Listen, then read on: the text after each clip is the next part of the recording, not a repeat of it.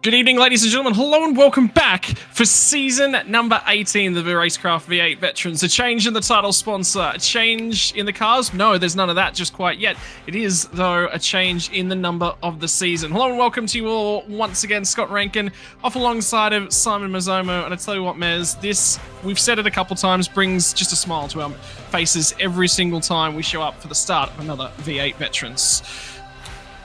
Yes. Yeah. Okay. See what you put on the thing.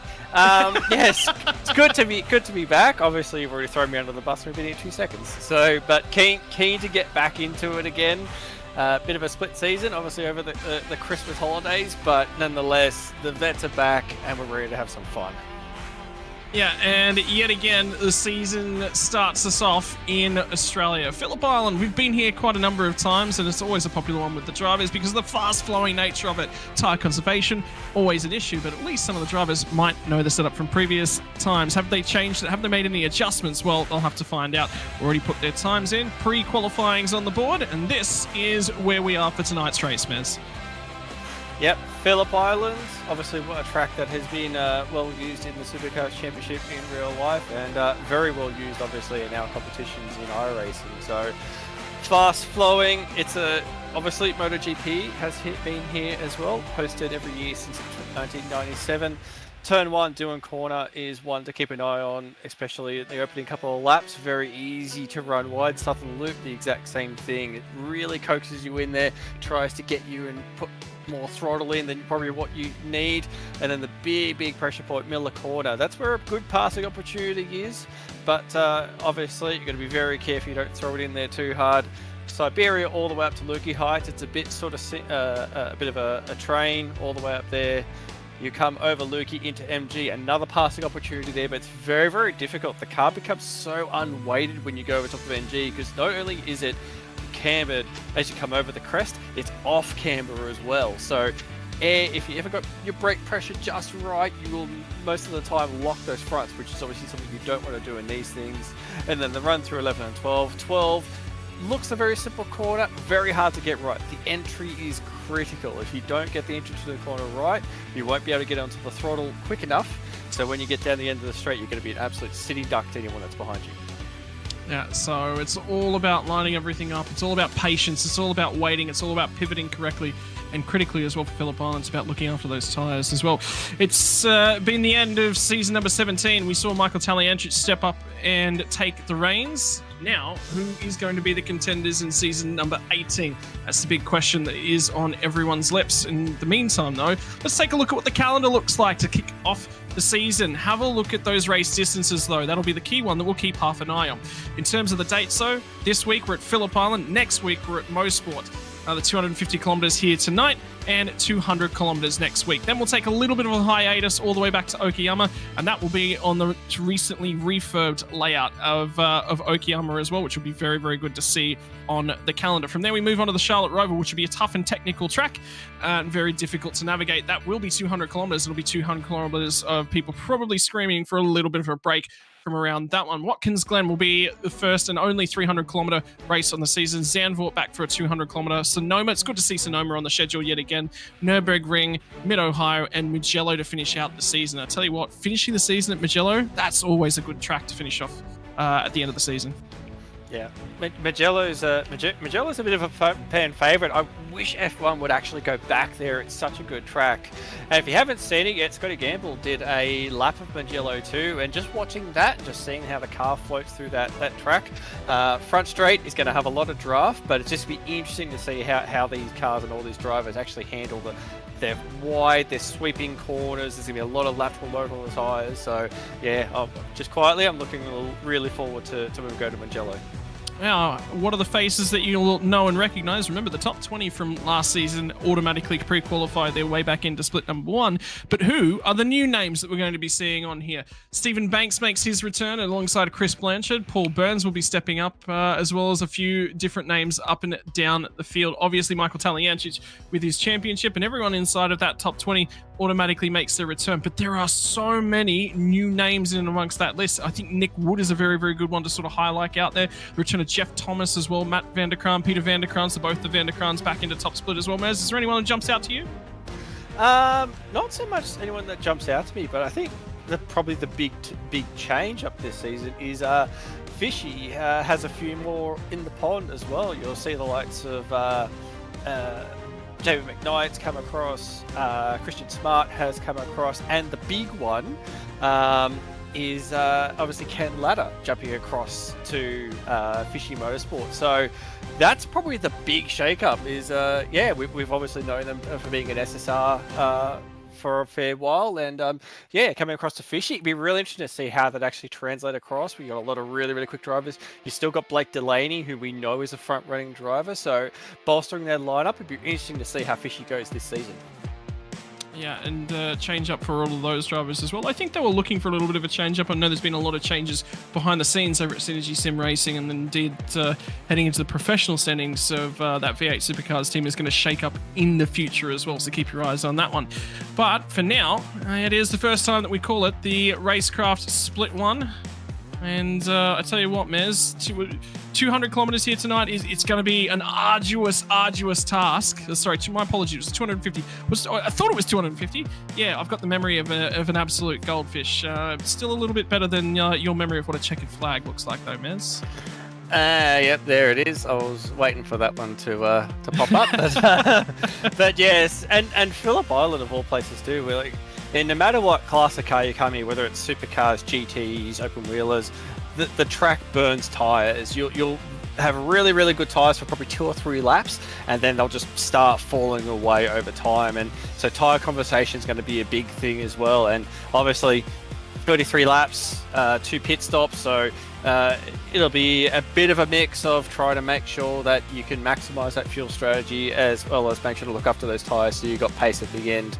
Haven't got a flashy potential pit strategy graph up tonight, but yeah, you could almost picture that it's probably going to be very much a very even split across a lot of the drivers. They're just going to try and split the race into 3 pieces and just try and maximize their pace over that distance. Yeah, and a couple changes. I'm just flicking through the regulations list at the moment.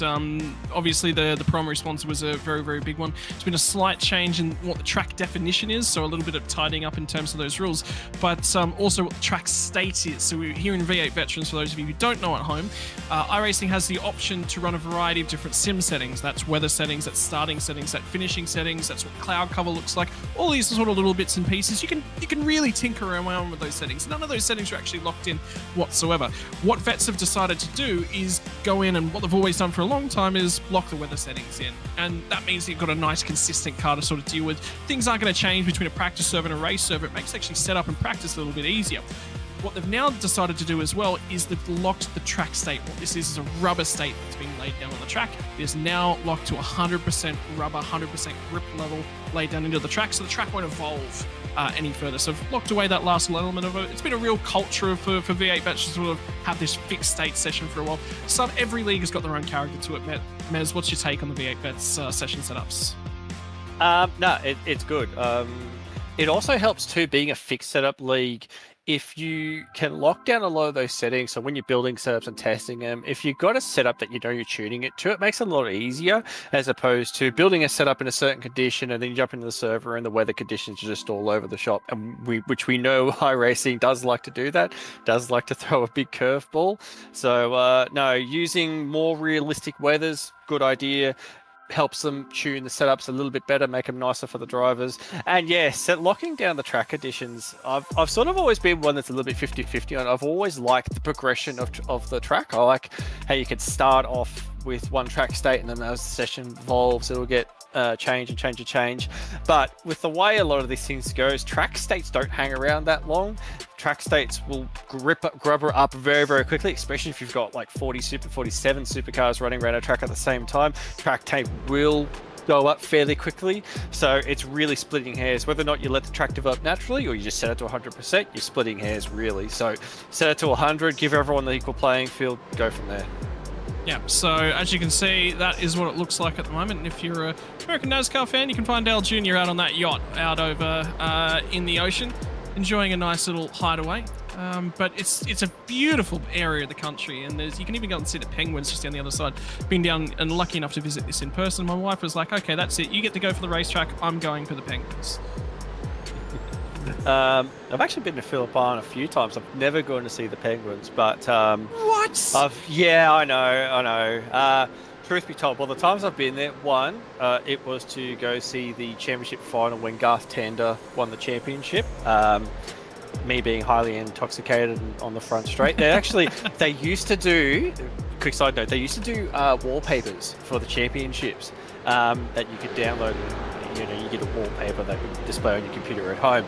I was in one of those at one stage because I was one of those drunk bandits on the pit wall when Garth Tander won the championship. And the other time I've been there as pit crew. So yeah, opportunity never quite arose to go see those penguins. Okay, well, the next time you go down, Mez, actually, you and I might meet up before we go down there. Might have to waggle the finger. You've got to go see those penguins when we're down at Phillip Island. Something that just get mentioned in the server, actually, by Michael Taliancic was a quick question mark.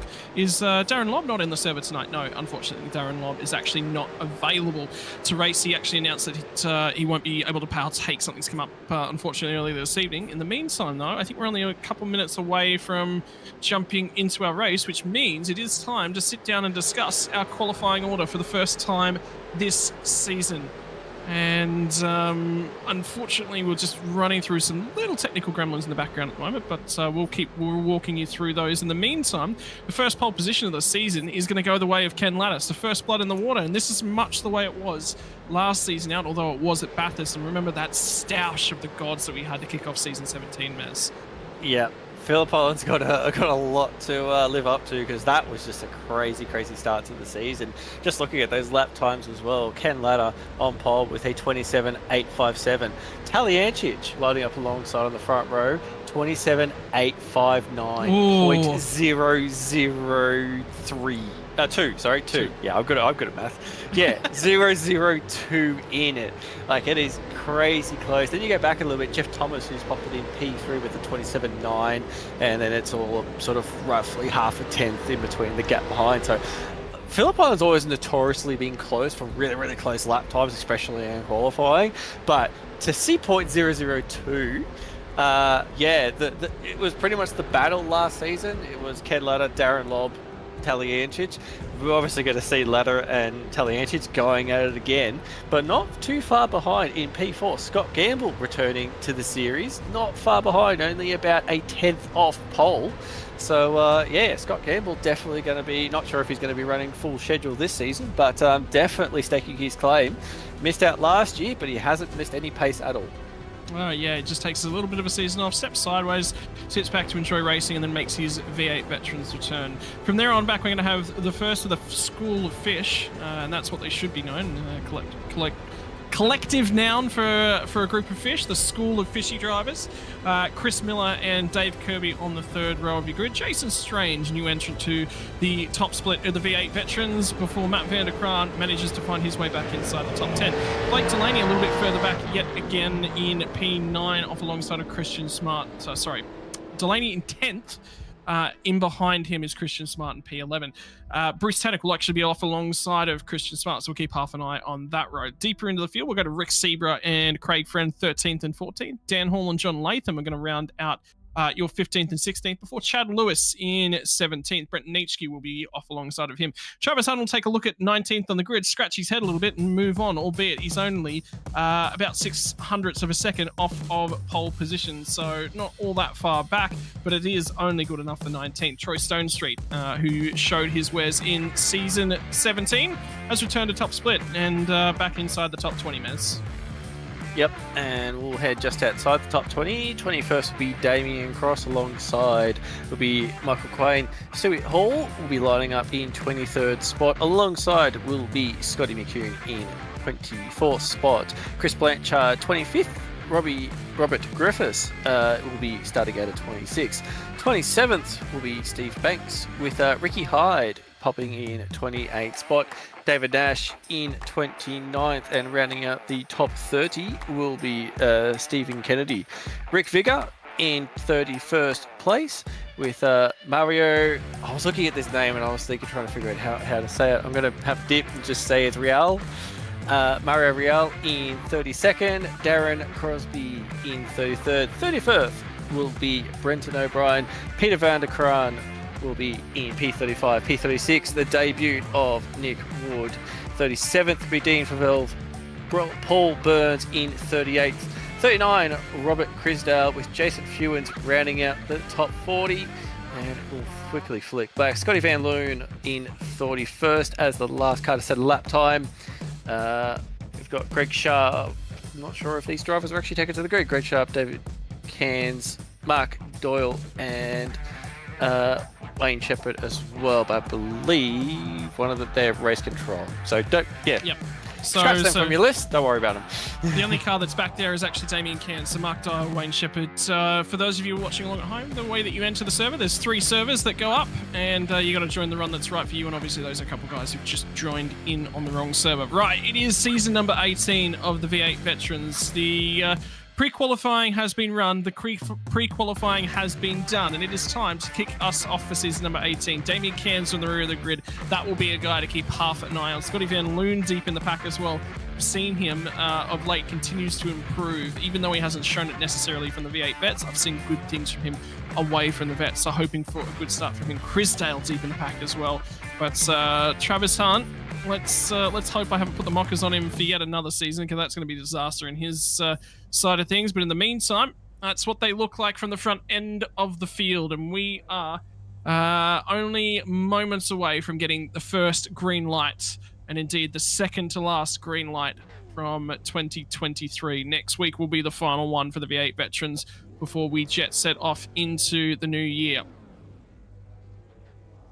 And I think we've just about got everyone on the grid, and I think that light's about to come on, and then it'll be the run down to turn number 1.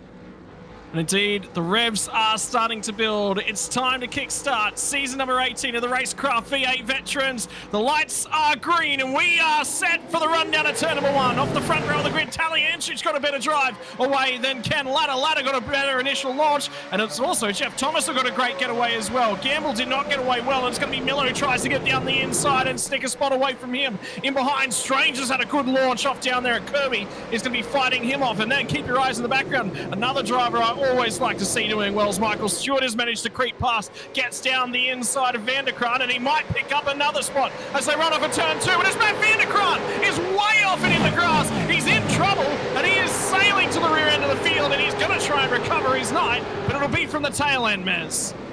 Yeah, not the way you want to start that one at all. Definitely got a little bit of damage, but up back at the front, Ken Ladder, Taliancic are going for it as they head through Siberia.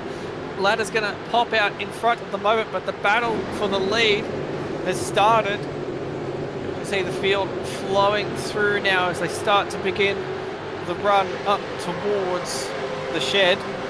Looking at a lot of damage on the back of that car at the moment. It's going to be really struggling in this one as they make their way down into MG for this first lap. The contact with Bruce Tannock was why he's got damage on the left-hand side of the car, because Vanderkraan was on the outside as they come through the southern loop. Tannock was in on his inside. I tell you what, Ken Ladder has had a big old slide through the final corner, and all of a sudden Michael Taliancich is going to be all over him as they run down to turn number 1. They're going to be side by side for the race lead on turn number 1 as Damien Cairns peels off to go to the pit lane, potentially serve a penalty for a jump start, and Taliancich takes no time to get back to the lead of the V8 veterans in season number 18. Won season number 17, and here he is for number 18. Well, that's one way to defend a championship, is to obviously win every race. So he's already starting that one off. And Scott Gamble in the background as well. He is gone with these two up front at the moment. There's a little gap starting to appear between Jeff Thomas and the top 3. But Gamble is going with them. He's not lost any pace at all. He's more than capable of sitting with this group.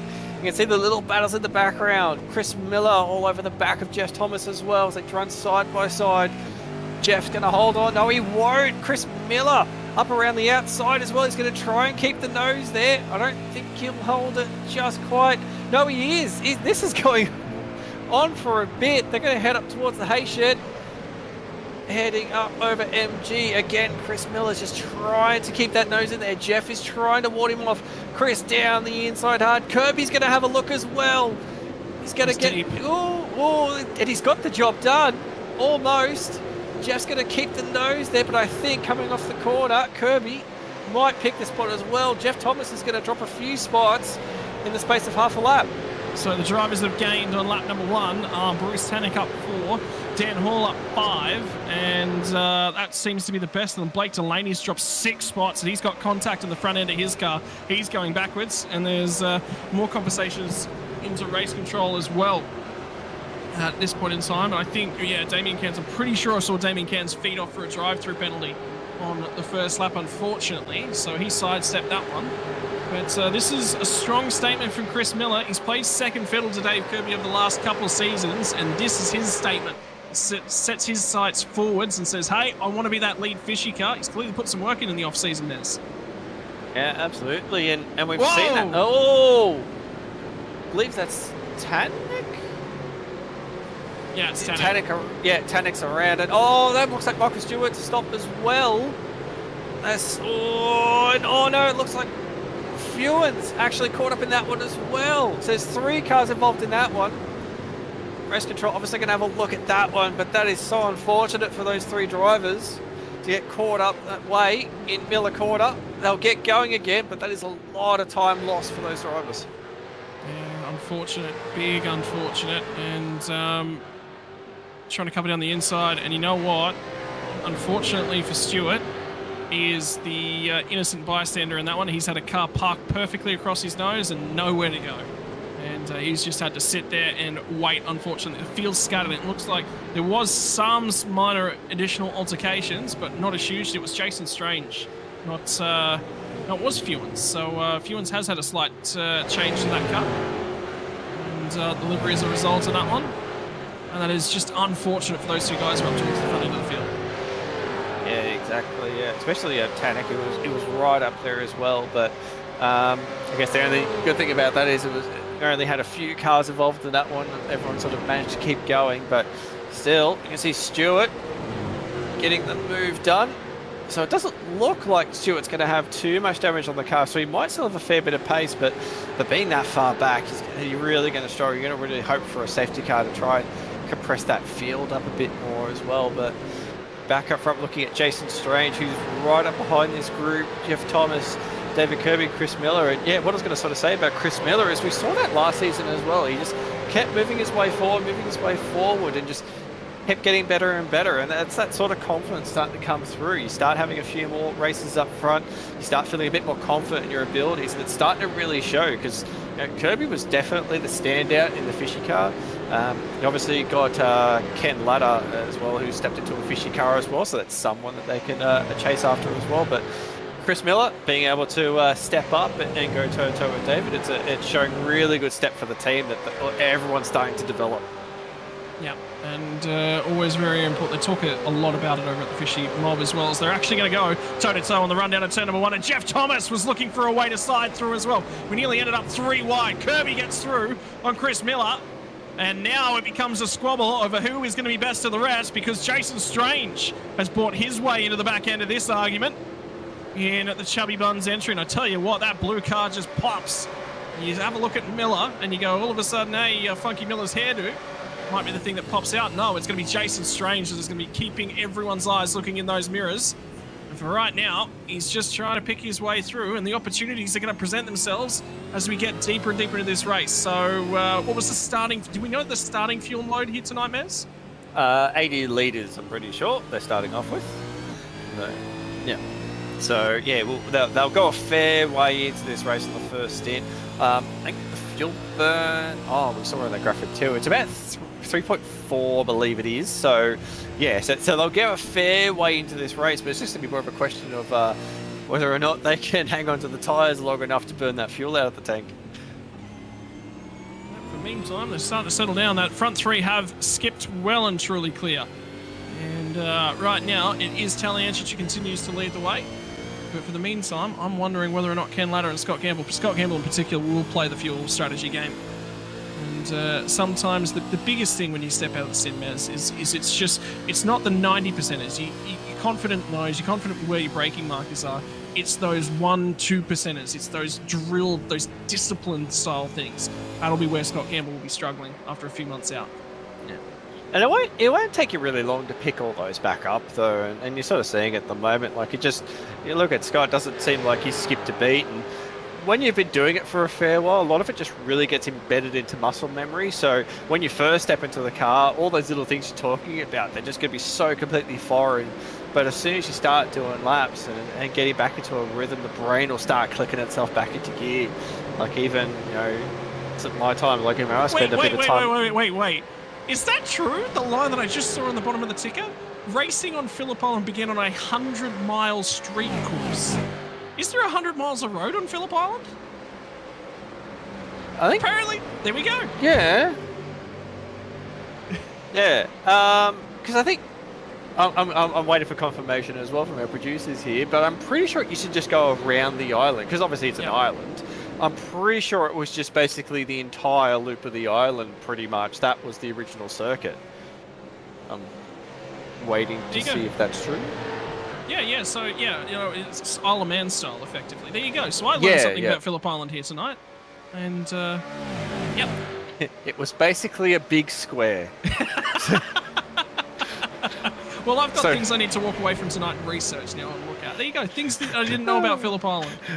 Why is it when it's basically a big square? I thought, oh great, Phillip Island's a nerd. But anyway. Oh come on, that was funny. That was good. That was good. It took me a sec. Giggle. There was no. You're right.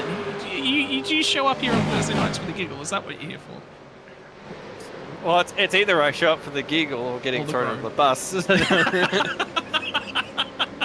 I might as well try and get a few giggles out of it because the bus is coming at some point. I know it. Well, no, we've already flattened you with the bus so far tonight. We just talk cricket very quickly when it becomes quiet. We will find time for that net session, I'm sure, over the Christmas holidays. That's going to happen.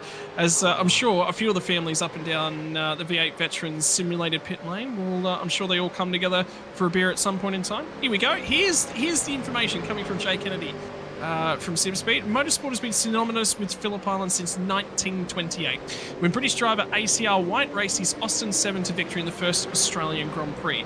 Held for cars on a 6.5-mile open road course. The Grand Prix is held annually until 1935, but by then motorcycle racing had taken hold, with events held on a 12-mile unsealed public road course until 1941. So what they meant was it wasn't 100 miles worth of circuit, it was a 100-mile race on a 6.5-mile open road course. I was like, there's not 100 miles of road on Phillip Island. 6.5 miles sounds far more correct. Yeah, that's semantics. Yeah. See, what's that saying I'm reaching for? What I told you is true from a certain point of view. So, technically correct, yes? Come on, you got to pick up on the Star Wars quote. Don't leave me hanging like that. I'm like searching around I'm looking at 5 different monitors at the moment. I haven't had enough sleep. Look, you leave me alone, sir. Leave me alone, sir. Oh, just picking up something in the background. There's a little bit of contact between Damien Cross, Scotty McHugh, David Nash are getting into a little bit of a stash at the moment. We're heading up towards Miller Corner. Scotty McHugh with a big dive up the inside. Is he going to pull it up? Oh no, there's contact. David Nash has been tagged and gone around.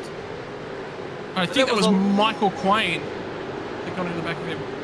It was David Nash who went around, and Michael Quain who got in the back of him, and that was all caused from McCune going fractionally deep on the run down into Miller Corner. Did get the car pulled up though, so yep. Yeah, there's a call of race control, but yeah. McCune did a very, very good job to actually pull that one up as well, because most of the time when you see someone go that far deep into the corner, you're expecting him to end up in the sand, into the grass on the other side, but no, he's managed to pull it up and keep going. But yeah, unfortunately, David Nash was right in that battle. Yeah, a little bit of contact and score around, so race control will have a look at that and see what they think. But yeah, it's a bit hard to see if it's, you know, rear contact causing a car to go around. It's a bit hard to see that not being a penalty, unfortunately. Well, and we are going to go through a quick run through the penalty list as it currently stands. For the incident lap number 1, which unfortunately put Matt van der Kraan out in the grass, Bruce Tannock's received himself a drive-through penalty. And then for the incident that turned Bruce Tannock around in front of Michael Stewart, Dan Hall got into the back of him on the run down at Miller Corner, and he's received a drive-through penalty. That's the penalties that currently stand. Although we get the feeling that the stewards are going to be a little bit more harassed and harangued tonight, because we've already seen a couple more things, and David Nash's incident's already been called in for a review, which is fair enough. I think Michael Quain might have a little bit of a penalty coming his way in the Chubby Buns entry. I do like saying the Chubby Buns entries, by the way. I hope that they're getting the money worth on that sponsorship. Yeah. Loves the Chubby Buns. I have to see it. Oh, Kirby! Just saw just ahead Kirby. He's really struggling to hold on to that car at the moment. Have to wait and see what actually caused that one. Very uncharacteristic to sort of see Kirby have issues, but it looks like he's actually just done it all on his own. Pinched the rears when they went to MG. Dan Hall's dived out of that queue. I was about to say somebody just dived out of pit lane in the background there. It was Dan Hall, and he's come through to serve his penalty. Because I was about to say, I think it's a fraction too early to come for your first pit stop. We are on the 10th circuit of Phillip Island here to kick things off tonight, ladies and gentlemen, of 57, which means we've got 58 laps effectively yet to go. So it would be a very, very early pit stop, and that is Dan Hall as he feeds back into traffic after serving that penalty. I'm impressed, though. The drivers that I'm impressed by thus far are Rick Sieber and Jason Strange. And we saw a couple of drives that were okay from Receiver. We didn't see any great drives, I think, from him last season. To be inside the top 10 at this stage of the season, that is a a big mark from Rick Sieber. That's a great way to start a season. Yeah, and also just noticing as well, Christian Smart also back inside the top 10. We saw him just starting to poke his, Rick Vigor! Sorry, just caught on my screen there, Rick Vigor having a big, getting turns into Miller Corner. It's got going again, but there was definitely a bit of rattling on the doors there. You can see this is big pack at the moment. Look at them on your screen at the moment. They're spread everywhere, all trying to find their way through. You can see Scotty Van Loon's in there, Dan Hall, that where he popped out on. We've got a few other cars behind as well. Nick Wood, our debut driver tonight. Paul Burns, Ricky Hyde as well in this group. And look at them as they head over the top into MG. Everyone looking for an opportunity to get past. Steve Kennedy in there as well. Look at them, they're all over the shop trying to find a little bit of a spot to get through as they come out of the corner heading into turn 11. They'll head onto the front straight. Dan Hall getting hung right out to wide. He's not going to want to be out there. He'll drop behind. And now they're beginning the big run down the front straight. Right, we just had a request for an update on the field. And again, apologise about not being able to give you the live timing at this point in time. Current standings are that Michael Taliancic leads the way from Ken Latter and Scott Gamble.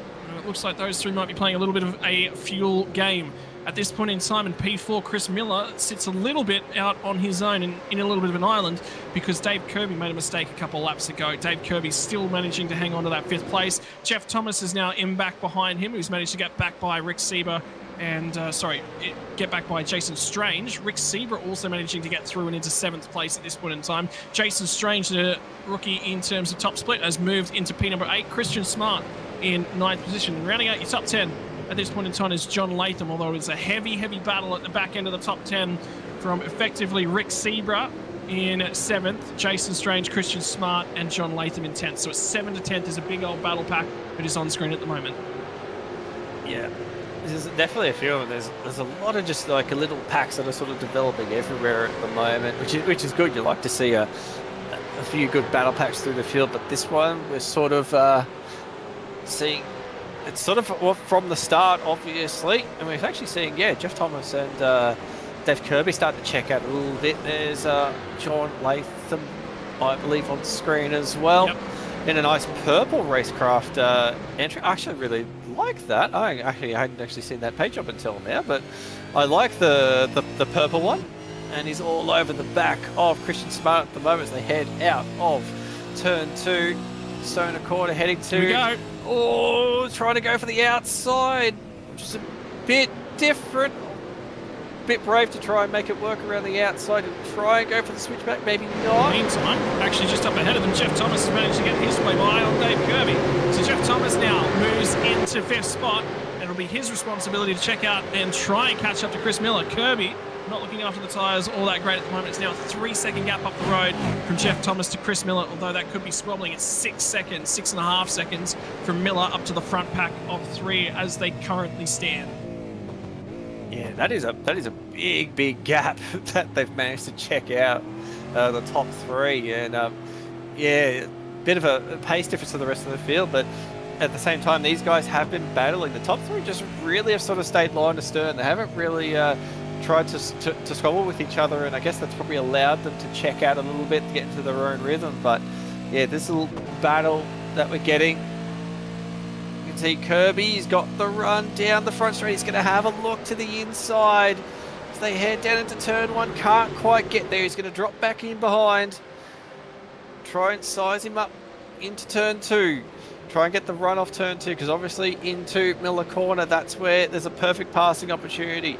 See right behind as well, Rick Sieber as well. So there's a lot of pace in that juiced Mustang at the moment as they head down through Stoner Corner up towards Miller. Jeff's going to get a little bit defensive, just sits in the middle of the road.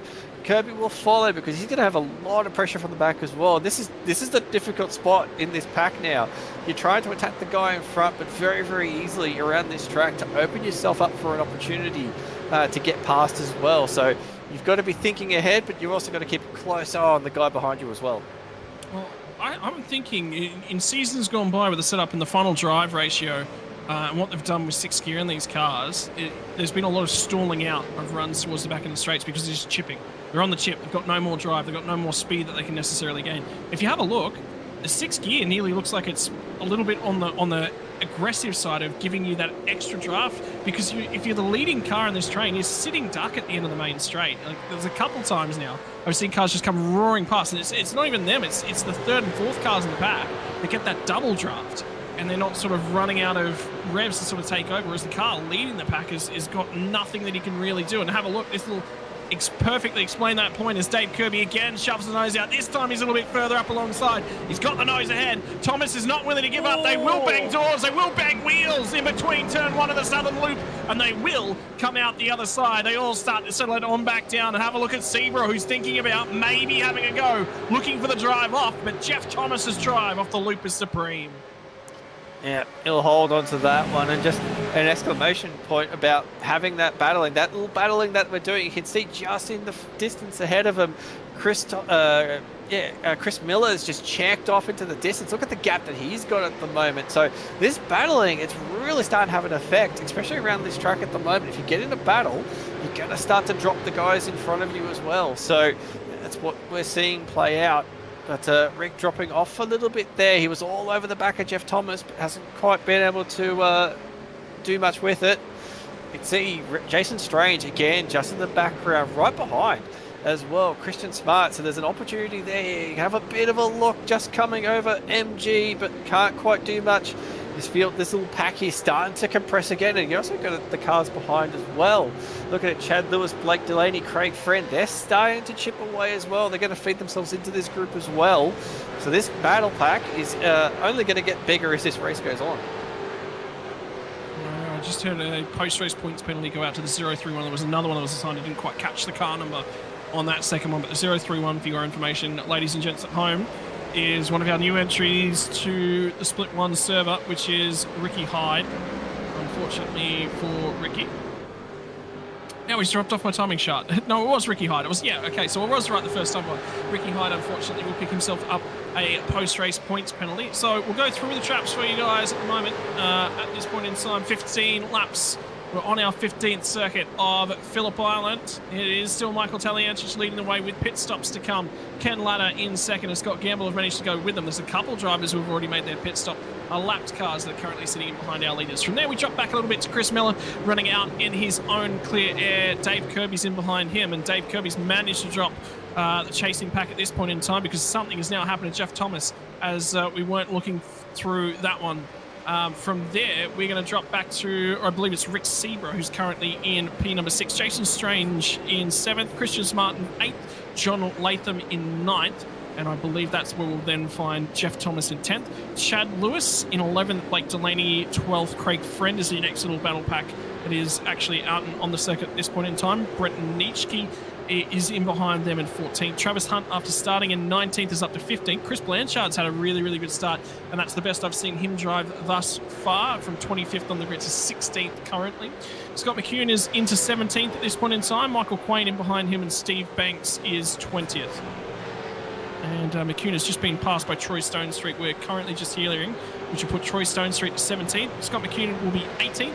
Quain will be 19th, and Stephen Banks, your top 20. Crosby, Darren Crosby and Brenton O'Brien, the first two drivers outside your top 20. Rob Crisdale in 23rd. Dean Flavell, 24th. 25th is Stephen Kennedy. Scotty Van Loon is in 26th. Nick Wood, Michael Stewart, David Nash, after Nash's earlier incident in that one, unfortunately, has dropped a long way down. Paul Burns, Jason Fewens, Mario Real. Drowning us all the way, made a pit stop out of the way. Ricky Hyde is coming in, I believe, on lap 10, has not served his drive-through penalty. And then we get to our lap down runners as well, ladies and gentlemen. That is the field as it currently stands. Yep. Pit stops are starting to come alive a little bit as well. And yeah, also noticing Dan Hall was probably one of the first ones, although he did serve a drive-through initially. He's one of those ones that's taken an early pit stop, and his pace is really, really good at the moment. He's the fastest on track by a fair margin at the moment, so the fresh tyres are starting to play dividends to those that have pitted. But yeah, Damien Cairns, Stewie Hall, effectively the top two of those that have pitted, but we'll wait and see what the pit stop start to do.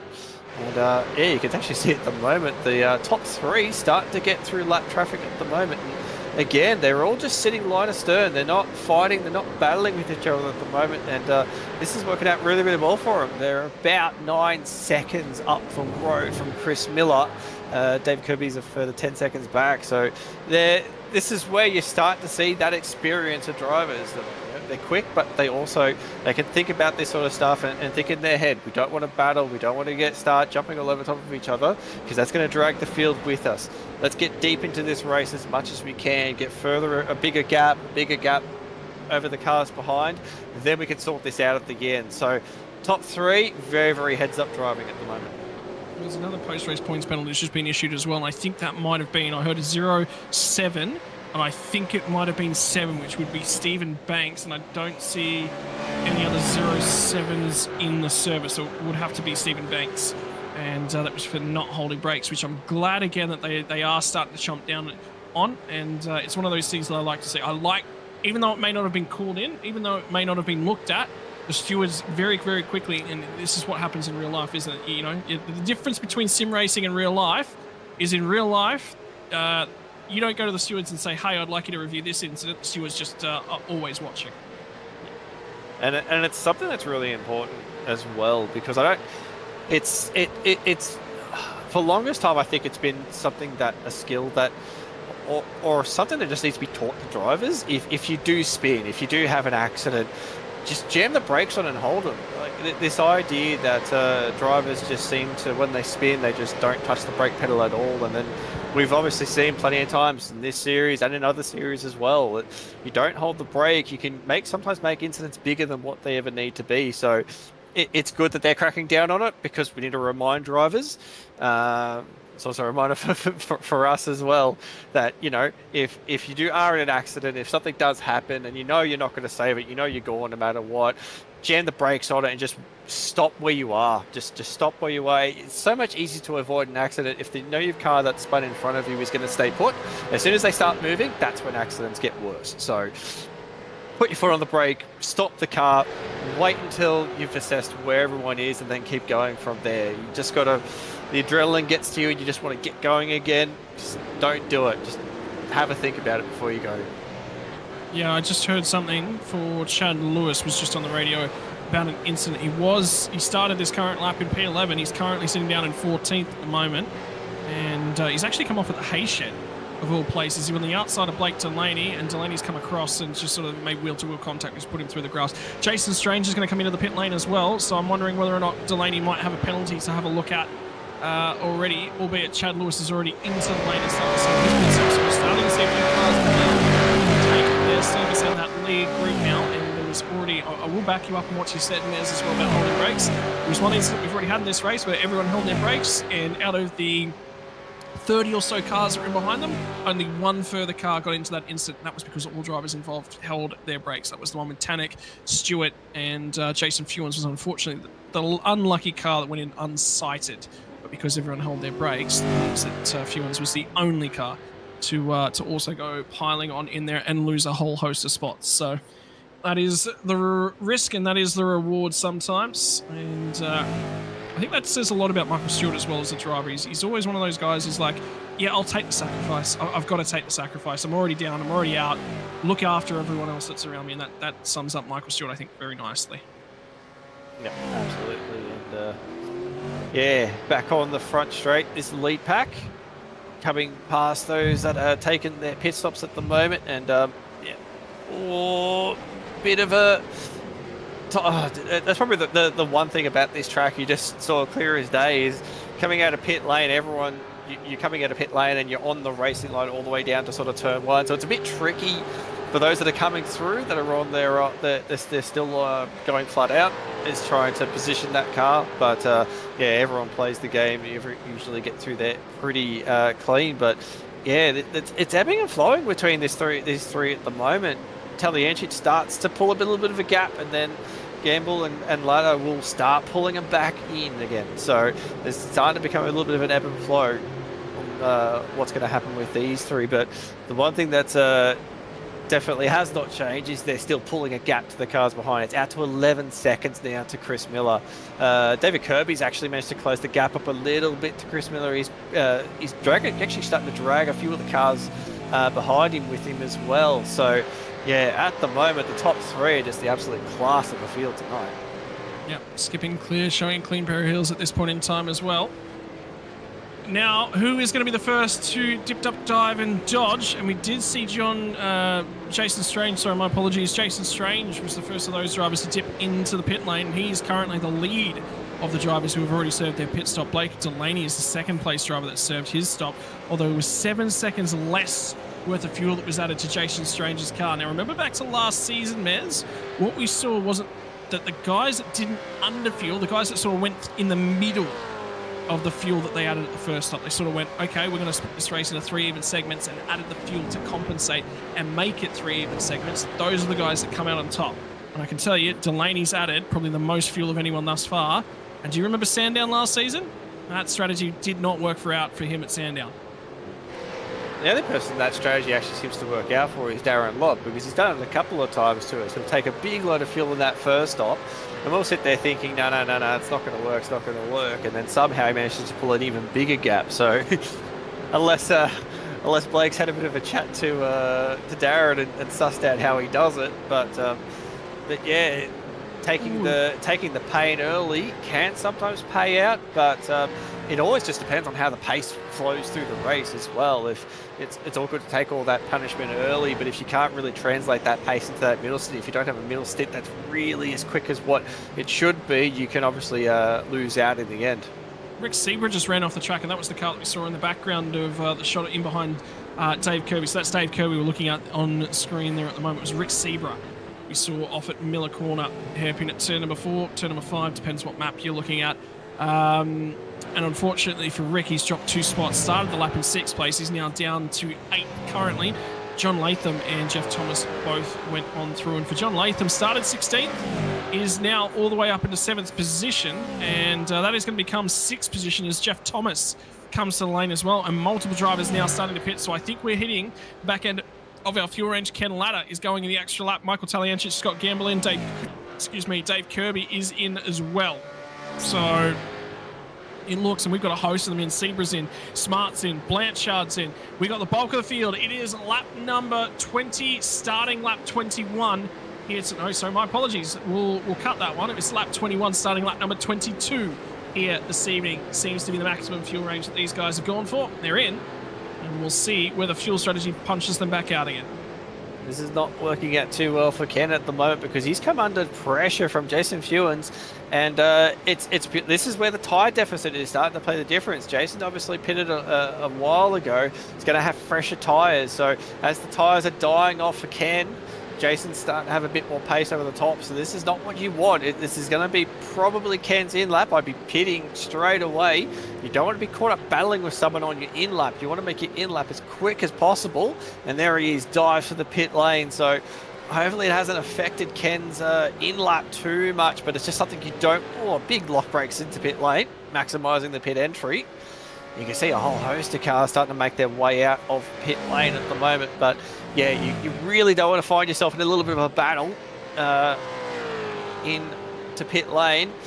And Taliancic has actually got... Oh, wow, this is... Something's going on here. 40 seconds. That's 40 seconds for Scott Gamble in the pit.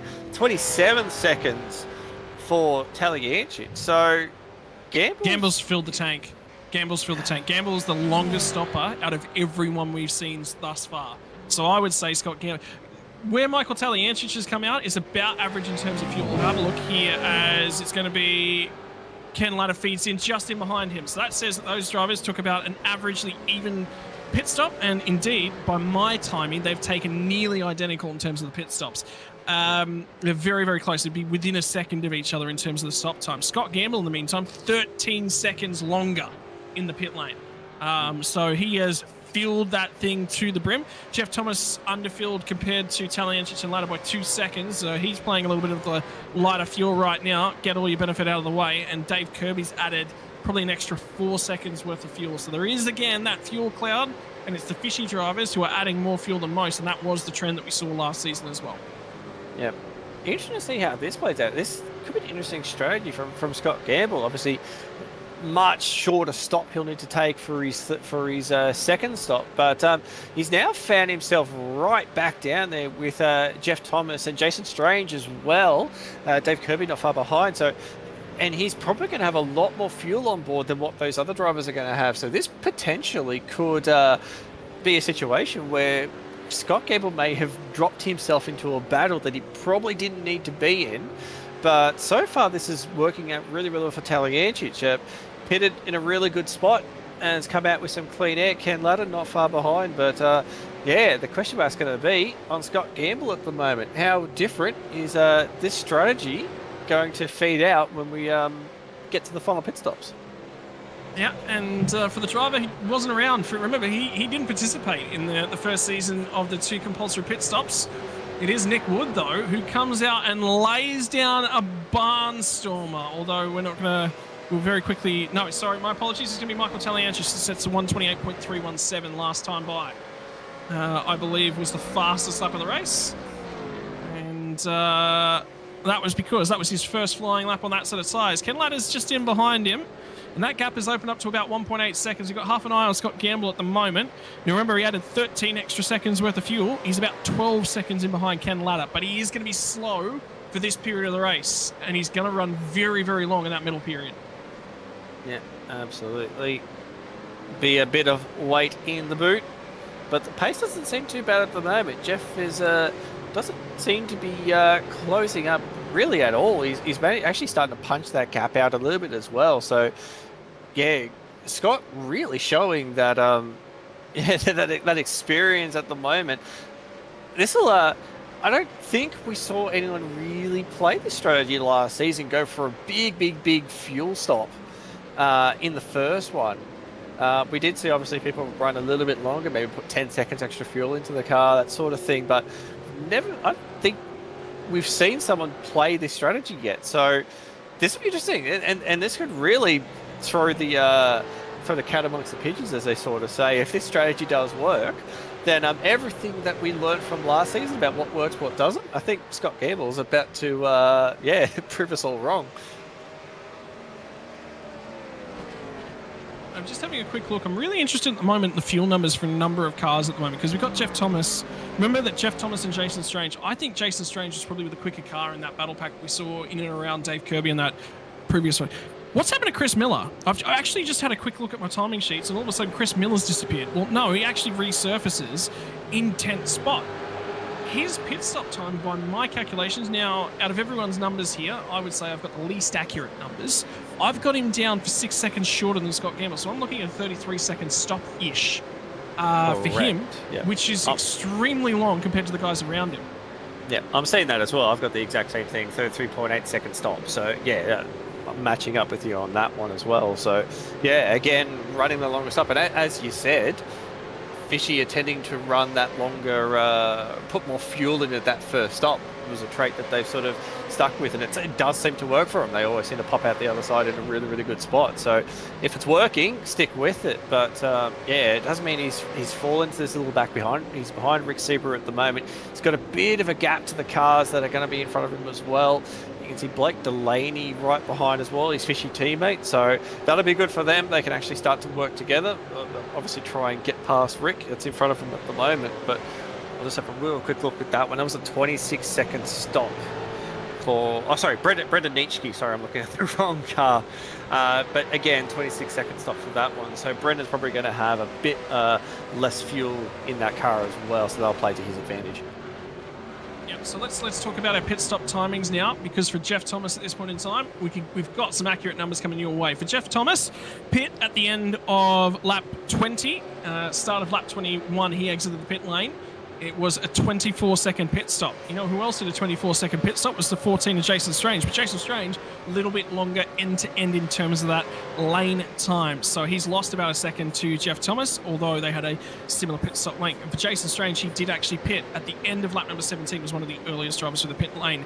They've gained a little bit of track position right now, but at the moment, David Kirby is coming back to them. Dave Kirby's pit stop was a 30-second pit stop, 6 seconds longer than both Jeff Thomas and Jason Strange. So that's 4th, 5th, 6th on the track that we've currently talked through, and the gap between Jeff Thomas and Dave Kirby at this point in time is around about 4 to 5 seconds. Still going to gain a little bit more to cover off that longer stop he's going to have to take at the last pit stop. In the meantime, though, the 696, which is Craig Friend, has played himself a little bit back in terms of the picture. He sits 7th currently. He took a 25-second stop, second longer than both Strange and Thomas, and in behind him, the 06, and that is Rick Sebra, took it a second longer than them. So shortest stops of that group are both Strange and Thomas out in front of them. Longest stop was Kirby right in the middle. He will get that track position back, and that is going to be the ebb and flow there, man. I love this series. It's that pit stop ebb and flow. It's beautiful. Beautiful to watch. Yep. And I'm going to introduce something else to you that's going to be throw a bit of a cat as well. So I've been using JRT to average out all the lap times that we're sort of seeing at the moment, basically the last 5 lap average. At the moment, the lap time average, Gamble has been the quickest with a 28.7 average. Sorry, 28.754 average. Talladega to 28.786 average, and then Ken Latter in third with a 28.851 average. So Scott Gamble, not only does he have a lot more fuel in that car, but his average times are actually just marginally quicker than Talladega. So as this progresses, obviously it's still very close at the moment, but as this progresses, this could get really interesting. Gamble's definitely in this. I looking at what we're seeing at the moment, I think Talladega and Gamble are battling for the lead at this point. Ken Latter's not far behind. We can't rule him out. Ken Latter can still absolutely get involved and win this race as well. But just based on the average lap times we're seeing at the moment, it is neck and neck between Gamble and Talladega. And by my numbers, right now, Scott Gamble, if we were to pit stop and do the last stop right now, and he had 13 seconds left of fuel, based upon my timings, he'd pop back out right in the middle of Michael Talladega and Ken Latter. That's how close it is, albeit it's not out on track. And I hope you saw this interview. There was a podcast just done recently with Shane Van Gisbergen interview, and he said, what were the 4 things? If you got a magic wand right now and you're going to wave a wand over supercars, change a whole bunch of things, one of the biggest things that he said I would really like to change is fuel strategy. Take away the amount of fuel that we have to add to these cars. Have a look at what happened at Bathurst and how David Reynolds played himself back into contention. Fuel strategy. He ran a massively long stint, but he didn't have to pit. And that's how he got himself back into the equation. And I would love to see that as well. And I think this does do a little bit of that. It's a different way about going about it, though. I would love to see them actually implement a similar sort of thing to what we do in sim racing, which is why we do it, because it works, is opening it. Is just say, these are the required stops you need to do whatever you need to get there, because you can swing and throw this thing around. The other thing that Shane also said, and it's something I've been banging on for years and years and years, is harder tyres that actually last long. We obviously have this same thing in sim racing at the moment. You get 2 or 3 tyres out of the tyres and then they start to sort of drop off. It's been probably my biggest... Oh! David Nash has just come through a request to tow, and that is a blown engine right there. Well, it's still alive right now. Still alive right now. It's no longer going to be alive. I think it actually has now expired, and the safety car has been deployed, ladies and gents. And the other side of that coin is that is your race leaders that have just gone through. If I am pitting, it's not this time by, it's actually the next time by, because I've got to pass that safety car. So for anyone who's on their way into the lane right now, they are going to come out behind the safety car, which is not what you want to do. They should get let through. The pit lane has opened up. There's cars popping in left, right, and center. So there's 2 things that they're going to be careful of. One, they need to be able to get in, get filled, and get out the other side, and make sure they're getting out before the leader. If they get caught behind the safety car, that's not a big deal. Well, the safety car will let them through. They don't want to go a lap down to the leaders. Now, we're going to half assume that they'll duck into pit lane. Talladega just slowing up a fair bit here as well. It's allowed Ladder to catch right up, which is good for Ladder. But if they box at the moment, Wait and see. There's Scott Gamble at the moment. We want to see if they're pitting. They're pitting as well. So, yeah, everyone is boxing. So this is fine. The whole field will neutralise itself. Everyone will get their free kick to get home. And the safety car should not play too much of a factor in it. And now we get to see what the difference is in terms of all of this fuel strategy. All those cars that are just ahead of them, they're actually ahead of them on road. Scott Gamble now files into the lane, and in behind him as well is going to come that next car that was on the road, which I think was Jeff Thomas, actually. But remember, Jeff Thomas is going to take that huge stab of fuel. So that's how close those two guys got. And the other big thing that I want to say, big prop to Race Control here, I love this, and this is one of the biggest things that I talk to a whole bunch of different leagues about, is you cannot have your safety car crawling around the track. It is parked on the right-hand side of the road on the run to turn number 1, waiting to collect the race leader, and that is the best possible thing you can do. And have a look at Tally's got out. Tally did get out the other side first, and the car in behind him is actually Nick Wood, who is not racing these guys. That is one lap's car that's in between these guys. Scott Gamble will get out ahead of Ken Latta. Now, the next question becomes, Taliench has just taken a very small fuel drop here. Is he hoping this safety car is going to carry on for a couple of extra laps and he's going to get home based upon that fuel saving because he wanted the track position? Let's quickly go on board. I reckon the clutch is going to be quite heavily used for Mike at the moment, because 100% he has to have underfueled that thing by a fair bit. So I'm just quickly flicking around with my controls at the moment, trying to get in car, see if he is clutching. Oh yeah, he absolutely is. Yep, big clutch, big clutch. So yeah, but no, Taliench has played this perfectly. Underfuel if you have to, just to make sure you keep track position, and now you just sit there on the clutch pedal and just save as much fuel as you possibly can. So this is just just incredibly intelligent. We're seeing how this strategy is just playing out with these three drivers at the moment, and it's. Oh, God, it's going to be so interesting to see how this one plays out.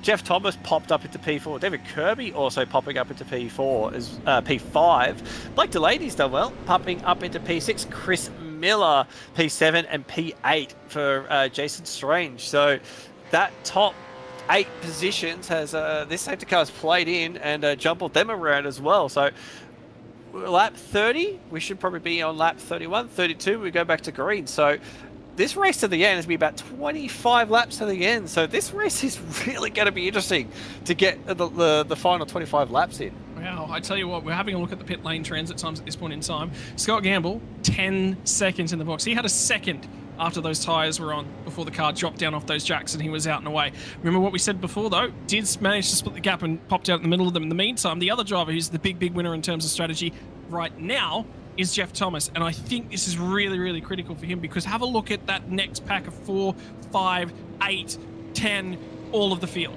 cars, as we've seen sometimes in V8 Veterans races. We broke the current battle graphic, which was 20 cars at Daytona. Mez, you actually went on board, I don't think, yet for that race. I think we did that one, Brady Baldwin. But yeah, we capped it out. You can only get 20 cars on the battle graphic. There you go, if you've ever wondered. Yeah. Well, now I know. But I think this track position, talk to me about this track position right here for Jeff Thomas, because he was quick. Now he gets an opportunity to show it. Yeah, absolutely. And there's no strategy anymore at this point. You hope you put enough fuel that you can race to the end, that you don't have to worry about playing strategy or anything of that sort of stuff. So this is just going to be pace to the end. And we know Jeff Thomas definitely does have pace. So this will be him playing his card if he can try and run with these guys up front at the moment. The big question is going to be is who's got the pace between Taliench and Gamble, because that I feel like is a battle that's going to be brewing in at the end of this lap. Safety cars coming in at the end of this lap. But yeah, this top 4 battle is going to be something to see. Kirby's not going to be too far out of it as well. So. And we saw from the averages as well, the times are really close in that group as well. So interesting to see how this all plays out. Well, I get the feeling. So we're gonna extend a sincere apology to everyone who is watching along at home for not having access to the timing, unfortunately, tonight. Such are teething issues. The attempt was made to actually improve the stream and see if we could get better graphical performance for you guys at home. Unfortunately, that has now failed us for tonight. I actually got a bit of an insight into the new graphics that are coming your way. You may have seen the new splash screens that we had on offer here tonight. V8 Veterans, how important that compulsory pit stop strategy is, and when you take those strategies and what you do with them, there are new graphics on the way as a part of that as well. So keep your eyes peeled next week for the RaceKraft V8 Veterans round number 2, the final round of 2023, to see what those graphics look like and what is indeed on offer, and what we can bring your way. Right now, though, Mez, the top 3, I think it's pretty easy to sit down and say, I reckon that might be a podium here tonight. If you were to say there's a dark horse in the field, who is that dark horse and why? Oh man, you really put me on the spot for that one. Based on positions at the moment, I think it's either between Jeff Thomas and Dave Kirby. We've seen they got pace at the moment. It's just a question or not whether or not they can run with the leaders, because obviously we've seen already the top 3, the pace they were setting in the early stints was just quite incredible. I also don't want to count out Chris Miller as well. He's down in 7th, but can still obviously play a card as well. But yeah, I think it's hard to see it being any of the top 3 at the moment, just based on the pace we saw in the first stint. Yep, safety car has now entered the pit lane. Field is now under control of Michael Taliancic. I was keen to see where Jason Strange popped out the other side. I know he's going to be ailing in that middle stint, but I wanted to see what he was like and what we could get out of him. And I think he's a little bit too far back indeed, as Michael Taliancic jumps on the loud pedal and lets everyone know that yes, indeed, this is your V8 supercar for your V8 veterans on a Thursday night. RaceKraft Simulations in Perth have come on board as a sponsor, and yet again, the field are putting on their best display as everyone immediately comes across to the driver's left, our right, as they run down to turn number 1. No change of positions as we get down on in here, and it'll be probably the run down to turn number 4, and maybe a mistake out of the southern loop as we settle down in here for what is going to be a 26 lap run to the checkered flag to get home. The cars are brim full of fuel, and it is time to go V8 supercar racing. Yep, they swing down through Stoner Corner. They make their way single file into Miller Corner as well. You can see the field stretch themselves out, a few battle for positions, bit further back, people looking to the inside, want to try and make their way forward as well. You watch them all stream into that Miller Corner. A few positions up for grabs in the backfield. You can see there's a move going on there. It looks like Travis Hunt involved in that one. He's going to get a job, and it looks like also Jason Fewens as well involved in that one, trying to make their way forward. 031 is the other car that's in there, trying to quickly find that driver. Ricky Hyde as well. So you look at Travis Hunt, he's just made a big jump forward as well. Look forward to see the YouTube shorts from this round when they come out. Oh no, John Latham's lost a whole bunch of track position. And you know what? John Latham might have had a speeding on pit lane entry penalty, because he had a full minute in terms of his pit lane entry to pit lane exit time. So for a driver that was making his way up inside the top 10, he now sits in 24th position, and that is going to be Robbie Griffiths that's immediately ahead of him. It'll be his next conquest, his next attempt to claw some spots back. I'd say top 10 may still be on the cards for John Latham, but I think a top 5 has now definitely gone by the wayside. Just reading, actually, just mentioned in the chat, I think he missed the box or something. Oh, so, no. Yeah, unfortunate. So easy to do as well, especially when you've got like a whole bunch of cars that are coming into pit lane. It's so hard to see where your pit box is. You don't have someone signaling you down as easy what you do in real life. But yeah, if that's what happened, that's unfortunate there. But yeah, watching the front at the moment, sorry, just completely blew my eyes out there. Scott Gamble has gotten into the lead of the race. Taliancic sitting in second at the moment. We'll have a look at a quick replay as they run down into turn 1. Pretty straightforward, and boom, there he is. There's the move done. So Scott Gamble has done the job and showing no loss of speed. Look at that, he's already starting to check out a little bit as well. So Scott Gamble has returned to VA Vets, and he is picking up where he left off.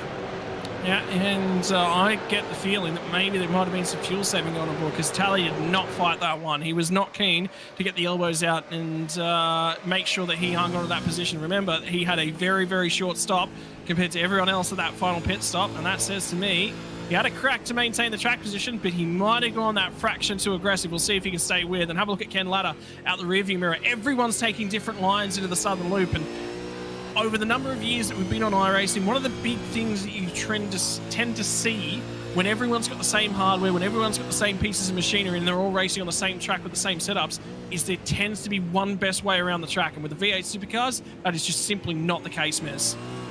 Yeah. Actually, for a lot of cars, it's not really the case as well. And different cars have different lines as well. And yeah, you're right. How you take that corner can generate pace in so many different ways. Like I know for a fact, coming here in the Porsches, there's a line that I take through there that works for me.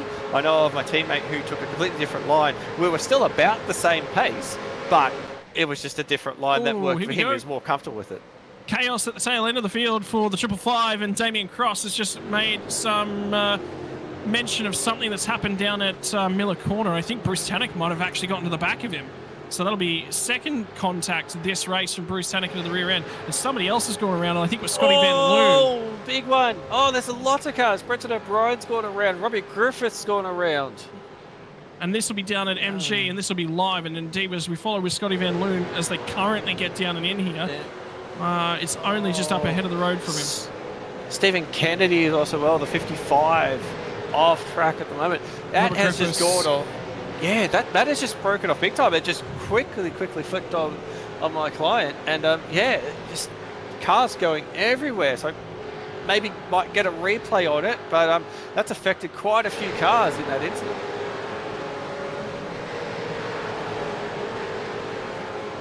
I tell you what, it is chaos at the restart. They say safety cars breed safety cars, and the reason they say safety cars breed safety cars is because you better believe they absolutely do. And this was the sight that greeted our drivers when they got down to MG on this current lap, the previous lap. And it kicked on with the 55 capping a whack down at turn number 11 as well, just before they come back onto the start-finish straight. And that is unfortunately Stephen Kennedy. And a lot of drivers very, very annoyed with that one, calling it into race control. So there's a lot of cars impacted by that. Oh, I think Rob Crisdale is going to be the naughty corner. It looks like that's what's triggered that off. Don't think he's missed a braking marker. The car just hasn't pulled up, and he's got into the back of Chris Blanchard and Brenton O'Brien, and that's really what's kicked all that off. A few of the other cars just had nowhere to go. Everyone was trying to avoid it and caught up quite a few cars in that one. And then obviously we saw Stephen Kennedy out the other side of it. So yeah, I think Rob Crisdale, I think Race Control might be wanting to have a chat to him very soon. Yeah, it was just bedlam at that point. So anyway, everyone starts to settle back on in, and I think the key factor right now is have a look at how close Jeff Thomas is sticking to this front group. This time, given the free air, given the opportunity, he's managed to necessarily stay with them. And have a look at Blake Delaney as well. Delaney all of a sudden has shot through a number of spots in the last couple of laps, and he currently sits in P6 as we currently stand. So we'll go through your top 10 once more, and we might even extend that out to your 20, and we might even extend that out to the whole field just to give you that sort of a picture of where your current drivers sit. Your top three, Gamble, Taliancic, Latta, have been the same three all night. Now, for the first time, it's in a different order. Jeff Thomas is in P4, Dave Kirby in P5, Blake Delaney 6, Chris Miller, so 3 fishy cars in a row in the middle there, and Jason Strange in P8. Brenton Nietzsche makes his first visit to the top 10 in P9, and Rick Seabra in 10th position. We move a little bit further back as Craig Fred is currently trying to go around the outside of Brenton Nietzsche, and that did not work for him. That was the Chubby Buns entry that was currently on your screen. And behind him is Troy Stone Street and Chad Lewis. Dan Hall is going to be in 14th spot at this point in time, and Scott McCune is in 15th, but has to serve a drive-through penalty, and you'll see him feed off right there at that point in time. Christian Smart was in behind him, will become 15th spot on the road. Darren Crosby, Steve Banks, and John Latham now moves his way inside the top 20, and he will inherit 18th spot at this point in time before we move one spot further back to Peter Vanderkrant. And just getting the adjusted timing come through as across the start-finish line with all of those drivers circling through the pit lane. Peter van der Kraan's in 19th. Dean Forvel is your top 20. Matt van der Kraan, after that incident on lap 1, is back to 21st. Yep. A lot of movement through the field. Looking at Matt van der Kraan at the moment, the 57 of Michael Quain. That thing's missing his bonnet at the moment. Oh, there's a Brenton O'Brien as well with a lot of damage to the front of that car as well. Travis Hunt, who we saw was starting to make his way through the field. Looks like he's looking for a bit of a crisscross. Might get up the inside. Yep, he's going to get the job done. He'll move up a spot as well. But just on a side note, now we're looking at these ERT cars. Dial them back to the old, I think it was, I believe, 2018, 2019 paint job. I do have to say I was a massive fan of those paint jobs when they were out, and I am so glad to see them back on the car now. They are just, they suit the cars so well, and I've always been a fan of them. So whoever suggested to put that old paint job back on the car, give them a high five for me, because yeah, brilliant looking paint job on these cars. Mate, still got the Logitech G True Force on the back end of that one, as well as that Brenton O'Brien's rear bumper that we're currently looking at. In the meantime, everyone's trying to settle down and sort of find themselves just a little bit of space at this point in time. Dan Hall has actually just gone by teammate Chad Lewis on the run down into turn number 1, and then this is a little bit further back up the road, and that is Brenton O'Brien's front bumper we're looking at, and it's from the rear wing of Travis Hunt. Keep your eyes on Chris Blanchard, who's in behind him, and this is 23rd, 24th, and 25th on the road. And unfortunately for Travis Hunt, started 19th, got up as high, he was just outside the top 10 at one point in time. Now he is outside the top 20. Yeah, unfortunate to see that happen. We're looking on screen at the moment. Chris Blanchard as well in this little battle pack. Damien Cairns just in behind. And you can see a little battle pack that's also forming up behind them as well. So that's like Chad Vigor, Rob Crisdale, Ricky Hyde, Michael Stewart. We've also got just behind that Bruce Tannock, Paul Byrne, Nick Wood. Nick Wood for a debut tonight, up 3 spots. So doing a fantastic job as well. And you know, it's a obviously it's good to make top split in the V8 Vets, but yeah, it's just staying out of trouble and just getting a bit of experience. And this has been really good for him. Just getting that experience, just getting used to battling these guys. Obviously, we've seen how good the racing is over the seasons and how hard these boys fight. So, bit of experience will definitely help him. It'll be good to see how he progresses through the season. Yeah, and for Nick Wood as well, he's actually just come off the back of a couple of really, really good performances in terms of an endurance race outfit. Was running over in Premier Endurance Race League, which is another league that I commentate 2-hour GT3 races. Hang on, here we go. It's actually going to be on at the moment, and trying to get down the inside is Taliancic. Doesn't quite get that one. All of a sudden, that buys Ken Latta back into the picture. And as we start to dip into the final third of this race, it lights itself up at the island. And right now, I think there's some brake discs that are lighting themselves right up. Yeah, that was a big dive there from Taliancic. Obviously got it pulled up, but just grabbed the inside front. That wider line was just a little bit easier for Gamble to get the car off the corner. But look at he's not falling back. I'm wondering if the pace is starting to actually drop a little bit for Scotty Gamble, because even after that little sort of mistake, Taliancic is still there. He's still closing in on that rear bumper. So, and Ken Latta as well, going with him as well. We are starting to see Jeff Thomas is dropping off the back of this top 3 at the moment. He started to go with them, but yeah, now the pace is really starting to pick up from the top 3. So this top 3 definitely still within a shot. But it's just been interesting to see how long they can last with these tyres. Ken Latta, look at him closing up big time as they head through Southern Loop, trying to get a good run off the corner here. A little bit of a slide from Taliancic as they came out. He'll gave the draft. And look at this, not quite close enough this time around, but Ken Latta's going to be looking in the rear bumper as they head down into Miller Corner. And another little puff of smoke from Taliancic. He's really pushing this car. He's trying to get right onto the back of Scott Gamble at the moment.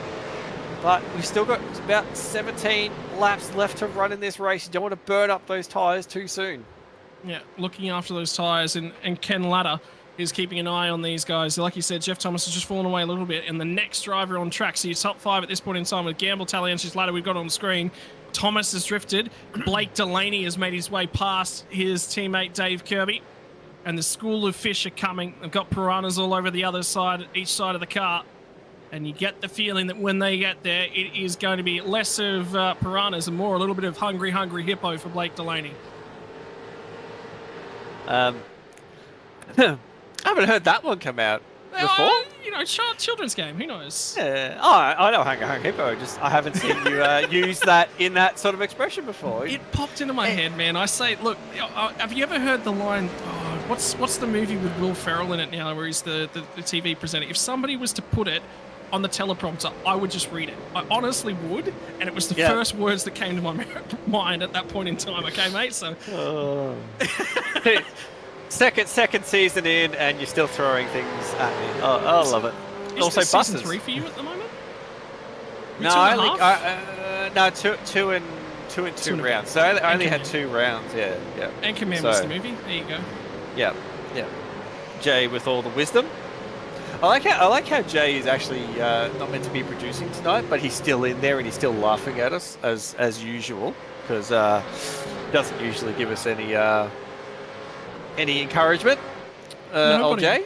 Nobody. It's a real Australian broadcast group, isn't it? Like, we all rough each other up. There's no, when we do a good job, obviously there's some banter back and forth. Yeah, good job. But more importantly, it's the roughing up after everything that you do well.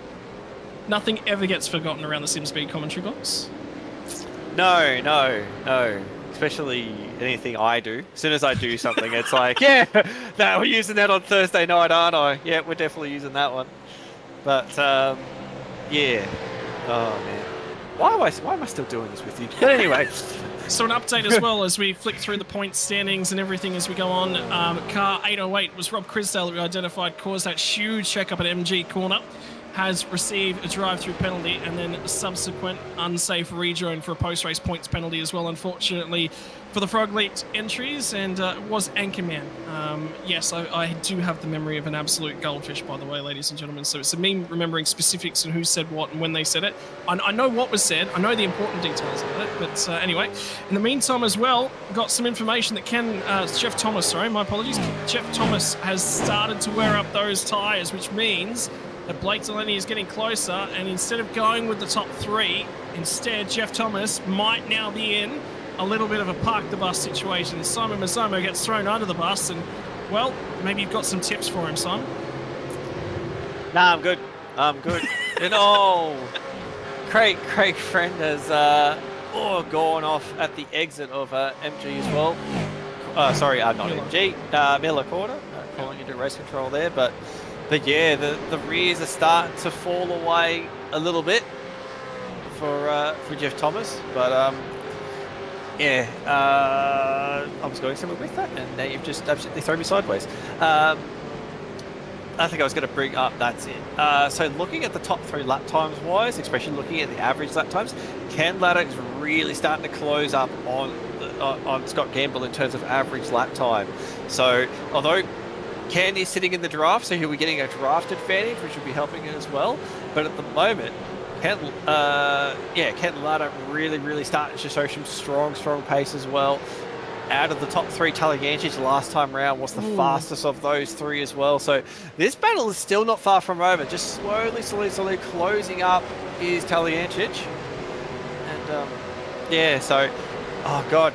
Who's going to be able to come out in front after this one? You can see he's right on the rear bumper now, heading into Miller Corner. So this battle's on again. So we thought, I was starting to think that maybe Gamble might skip away a little bit, but that has not happened. He has fallen back into the clutches. He's going to come under a lot of pressure for the end of this race. And now the other thing is, next group on track as well, Blake Delaney has now caught Jeff Thomas. He is in the slipstream, and he's only a couple tenths of a second off of the rear bumper of Jeff Thomas. So for the 43, it is going to be 15 laps of dread, 15 laps of the 008 of Blake Delaney filling that rear view mirror, unless Blake Delaney gets on by. And if Delaney gets on by and those top 3 start to squabble, you could see the fishy entries start to squabble for a podium himself. So this is really, really important. And the next car on track is Dave Kirby as well. So there's an opportunity for multiple cars right now. For Jeff Thomas, he's ailing. How far can he make this stand? And at the moment, the drive off of the final corner is going to be the big one. The brewed coffee entry on the run down the start, finish straight. Moves to the left-hand side of the road to break the draft. And this is about to set the world alight for the V8 veterans. Yep. And the problem for Jeff is that this is a problem that could just get worse and worse and worse as the race goes on, because once you start burning the tyres, there's no reprieve for the tyres around this place. They just continually, you can see another slide there coming out of southern loop. Once you start burning the tyres, they don't come back. You cannot get the load off these tyres around this track at the moment. So if he's struggling, you can almost feel like it's just going to get worse and worse and worse as it goes on. And Delaney with a big lock in the rears going into Miller Corner. He's done a good job to pull that one up. That could have very gone bad as well. But that's going to generate a lot of heat for the rear tyres of that car as well. And now you're going to start to see him struggle. There it is. Slides off the corner. You saw the dash just flashing as it was pinging off the limiter. That's what you're going to be so careful of. As soon as you put too much heat into those rear tyres, they're not going to get a chance to come back. You're going to have to nurse them all the way. And this is what both of them are going to be doing now. They're trying to nurse those rear tyres, look after them, try to make them go a little bit longer.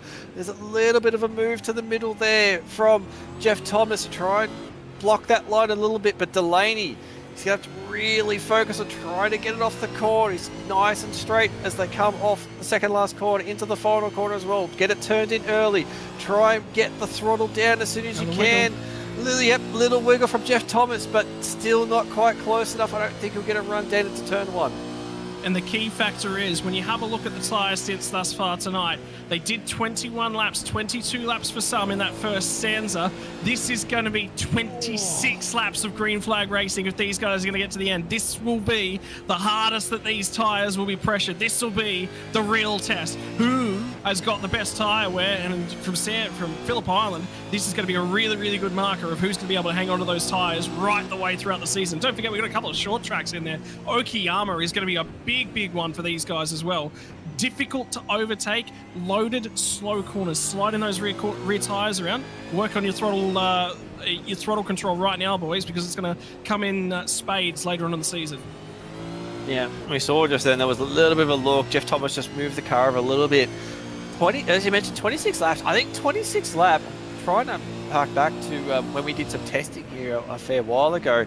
26 laps, you're really pushing those tyres to the absolute edge. Like, I'm talking, you're getting down to like 15% tyre tread in some cases. Just trying to remember those laps correctly. It does sound correct in my head.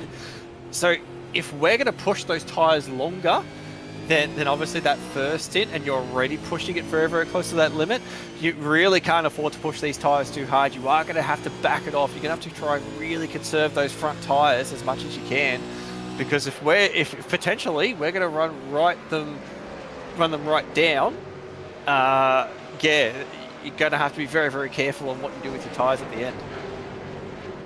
Yeah, and you can already see it. Jeff Thomas is absolutely struggling, and now all of a sudden, look how close Dave Kirby gets, because Thomas is just going to cover the inside and in the entry of the southern loop. Now the 008 entry starts to fill the rear view mirror. Who's going to get the best drive as they come off the loop? It's the Mustang in front. It's the Mustang that's starting to hail. The draft kicks in. Dave Kirby's going to pull alongside. He's going to be on the outside when they get down to Miller Corner. He'll tip it in carefully. Had to wait. Propped him up at the corner. Jeff Thomas was just covering the inside. There's a big old wiggle now for Blake Delaney as they come out the other side on the run down through to Siberia. He thinks about it. And keep your eyes in the background, because Chris Miller's just brought into this argument, and if this continues on, this will become a five-way squabble for the better parts of the scraps in the top five. I was going to say that was my next question in the back of my head was, is Team Waters going to play in here? Are they going to say, look, let Blake go, let him battle in, try to get the spot, don't battle with your teammate? Is Kirby and Miller going to happily sit there, or are they going to want to get involved in this one as well? Are they going to want to battle between themselves? So that's going to be the interesting play here. In the back of Jeff's mind, he's going to be hoping, yes, get into it. Start battling between yourselves. Start getting into it, because that's going to help him out. But I'd imagine that Team Orders might start to play a bit of a factor. The draft down the front straight. Blake Dunn is right close. He's going to flick to the inside. And I think he's going to get that done. Jeff Thomas is going to try and hold it around the outside. He's going to stay there just briefly. They're going to flick through Southern Loop. It looks like he'll pop back out in front of them, but now he's going to have a hard time getting it off the corner. The rear is sliding. Blake Delaney's going to have a perfect opportunity when they head down to Miller Corner. He's already got his nose up the inside as they head through Stoner. He's going to be on the outside. There's a little bit of rubbing as they head into Miller. He's going to hold that spot for the moment. Blake Delaney trying to go for the switchback. He's going to have the nose there, but I don't think he's going to have there. And that answers that question I answered. The question I asked is already being answered. You can see Kirby and Miller just sitting in behind. They're not squabbling. They're not trying to jump over Delaney. They're letting him battle this one out for them. Yeah, and the other thing is, I do know from previous experience, the Fishy guys, they always talk about there is no team orders over at Fishy. Well, right now, Blake Delaney is sending an absolute blowtorch about the only way that this is going to look good come out the other side is if he's trying to turn Jeff Thomas into a creme brulee, because right now he's lighting the top end of that creme brulee alight. He's applying the blowtorch, and all of a sudden Scott Gamble's disappeared from the server as well. Something's happened to the driver of the 543. He's no longer your race leader. He is now out of the server, and he's now dropping like a rock through the field. I think his internet connection's given up the ghost. Oh no, that is the worst thing in the world. Yeah, quality's dropping. Yeah, he's gone. Scott Gamble's dropped from the server. That is heartbreaking. We wanted to see that top three battle. Oh man, well, you got to feel. But yes, the battle. Context. Jeff Thomas is now battling for a podium.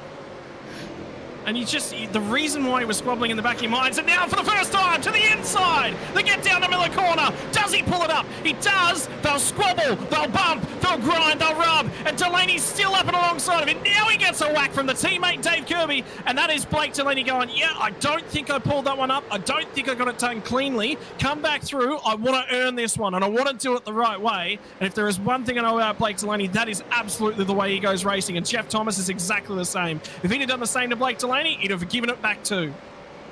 This is phenomenal. Jeff Thomas deserves a pat on the back for this. He is defending this as hard as he possibly can. And they both managed to pull it up. Now who's going to get the drive as they come off of turn 10? They come through MG. Now it's at 11. They bump. They both wiggle. Who's got the drive out the other side? And finally the nose of the 008 pokes its face out ahead. And it's the Fishy Motorsport car who's made its way onto the podium. Has Jeff Thomas got the draft? Has he got the drive to come back at him? And this is about to become the widest Commodore that you have seen. You've seen a wide Mustang. How about a return to serve? Head into turn one. Jeff's going to want to try as hard as he can to keep the nose there. He can't keep it there. Delaney's got it covered as they head into Southern Loop. No move from the car behind. Kirby's going to be wanting to start sizing him up as well. You can see the car, the 43, is just starting to slide all over the thing, all over the shop. He's really burnt these tyres up as much as he can as they head towards Miller Corner. Kirby, is he going to have a look down the inside? There's a little bit of a look. Just doesn't quite get the nose there, but Delaney's in front of this one. He's on the podium. Now Jeff Thomas is going to be trying as hard as he can to go with him, try and use every little bit of these tyres. But I don't think there's much left in him at the moment. I think it's only a matter of time before the two other Fishy cars of Kirby and Miller are going to be also applying the blowtorch to the back of Jeff Thomas's car.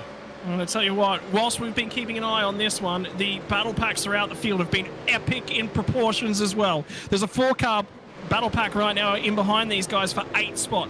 3 of these drivers will end up inside of the top 10. 1 will miss out. That one is currently Christian Smart's Rick Sebra from Torrey Stone Street, Dan Hall, Christian Smart. In behind them and not too far back is Chad Lewis. A little bit in no man's land, but he's still in touch. And the car in behind him is Darren Crosby in 13th. Then there's a little bit of a gap, and we've got another battle pack. There's been battle packs of chunks of cars, of about 4 to 5 cars right the way throughout the field, ladies and gents. It's V8 veterans. It is compelling watching. And there's a reason why RaceKraft have come on board, because they like what they see. And I tell you what, Mez, after showing up here for, 3-4 seasons in a row? Oh, there's nothing more I want to do with my Thursday night. Absolutely. Definitely one of my favourite things to do on a Thursday is just commentate on these guys. Honestly, probably some of the best racing we've got going on in AusNZ at the moment. And tonight, they've just proved it once again. Absolutely, we're seeing battles all the way through the field, and we're still far from over. We've still got about 8 laps left to run in this one, and the battles are still far from over. We've still plenty of positions that need to be sorted by the end of this one. Yeah, Michael Quain just had a huge moment at Lukey Heights. He's now just had a huge moment at turn 1. He's often in the weeds. Scott McCune got down the inside. Paul Burns is going to try and go around the outside of him at turn number 2 as we're on board with Quain right there. And now Quain is missing that engine cover. He's missing the bonnet lid, and he's trying to keep the car up alongside of him. That wasn't an aggressive move across the track to try and keep that driver level with him. That was to try and do some side drafting with a little bit of the thing swapping ends at the same time. To the inside now, Paul Burns will try and get the car parked up and alongside. Quain will have to yield that position. In behind these guys, Nick Wood and Damien Cross for 30th and 31st. A pinch break right there for Paul Burns. All of a sudden opens the door for Wood. Crosses in behind. Mario Reel. And for those of you who'll be sitting there and going, man, I swear to God, these guys are battling for podiums. This is 30th. This is 30th that we're looking at right now. And if you don't think that I talk about it each and every week, the competition level up and down the field, it's not for scraps, it's for everything, because these guys feel like they're fighting for a race win. Absolutely, and that's the thing. I wish we could bring you all the battles that we see, because I guarantee you, even over last season, even just look at the timing screen, you can see battles left and right all over the place, and even some of the ones we pick up every now and then, it's just there's literally just too much going on to be able to give to you. And now we're actually looking here, there's a change from position here. The battle has started between Kirby and Miller. Miller's got in front for the moment. I wonder if maybe Miller's got a little bit more pace under the hood, and it's like, cool, Chris, get in front, chase down Jeff Thomas in front, I'll come with you.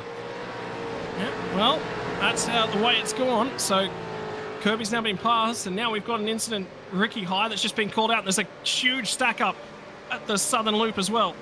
So I think that's a part of what Ricky Hyde is backed up in that battle pack we were talking about just before, 24th, back to outside 30th. That's look at the horde of cars that are on their run down into Miller Corner at this point in time. That is what you're looking at. That is what we're talking about. Oh, man. Lots and lots of smoke signals going on as well. You can see trying to go around the outside at Siberia. That usually does not work. And look at the train of cars that we're seeing. But we flick back up to the front at the moment. This battle has not finished at all. Taliancic is holding on to the lead, but Ken Ladder is not letting this one go. Ken won round 1, believe from last season at Bathurst. He'll want to start off his season the exact same way again. He'll want to get a round win. Looking a bit to the inside. Is he going to be able to get there? No, big not pinch. quite. Big pinch on the tyres. That is going to really, really hurt those rears as well. As they head through Siberia again, that just gives Taliancic a little bit of a breather. I'll tell you what, Chris Miller's actually not closing on Jeff Thomas. So Jeff Thomas has found something to recover. Might be the slipstream that's actually starting to help him as he tries to line this thing up. And Ken Ladder's lost that little bit of time now to Taliancic as time starts to run out. Next time past the stripe, there will be 5 more laps left to run in round 1 of season 18, Mez.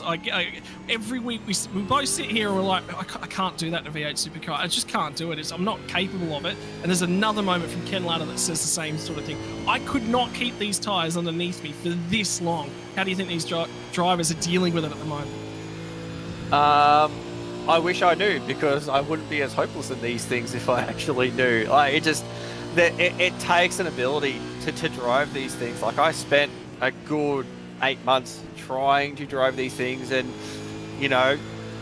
being a bit modest, one of the best race teams in supercars at the moment, 95 Sim Sports, they've helped me every step of the way. They've tried to get me there. I just cannot get my head around these things. That's why I'm just so in awe of these guys. The fact that they can battle this entire race all along, slide the cars all over the place, and still punch out really, really good lap times.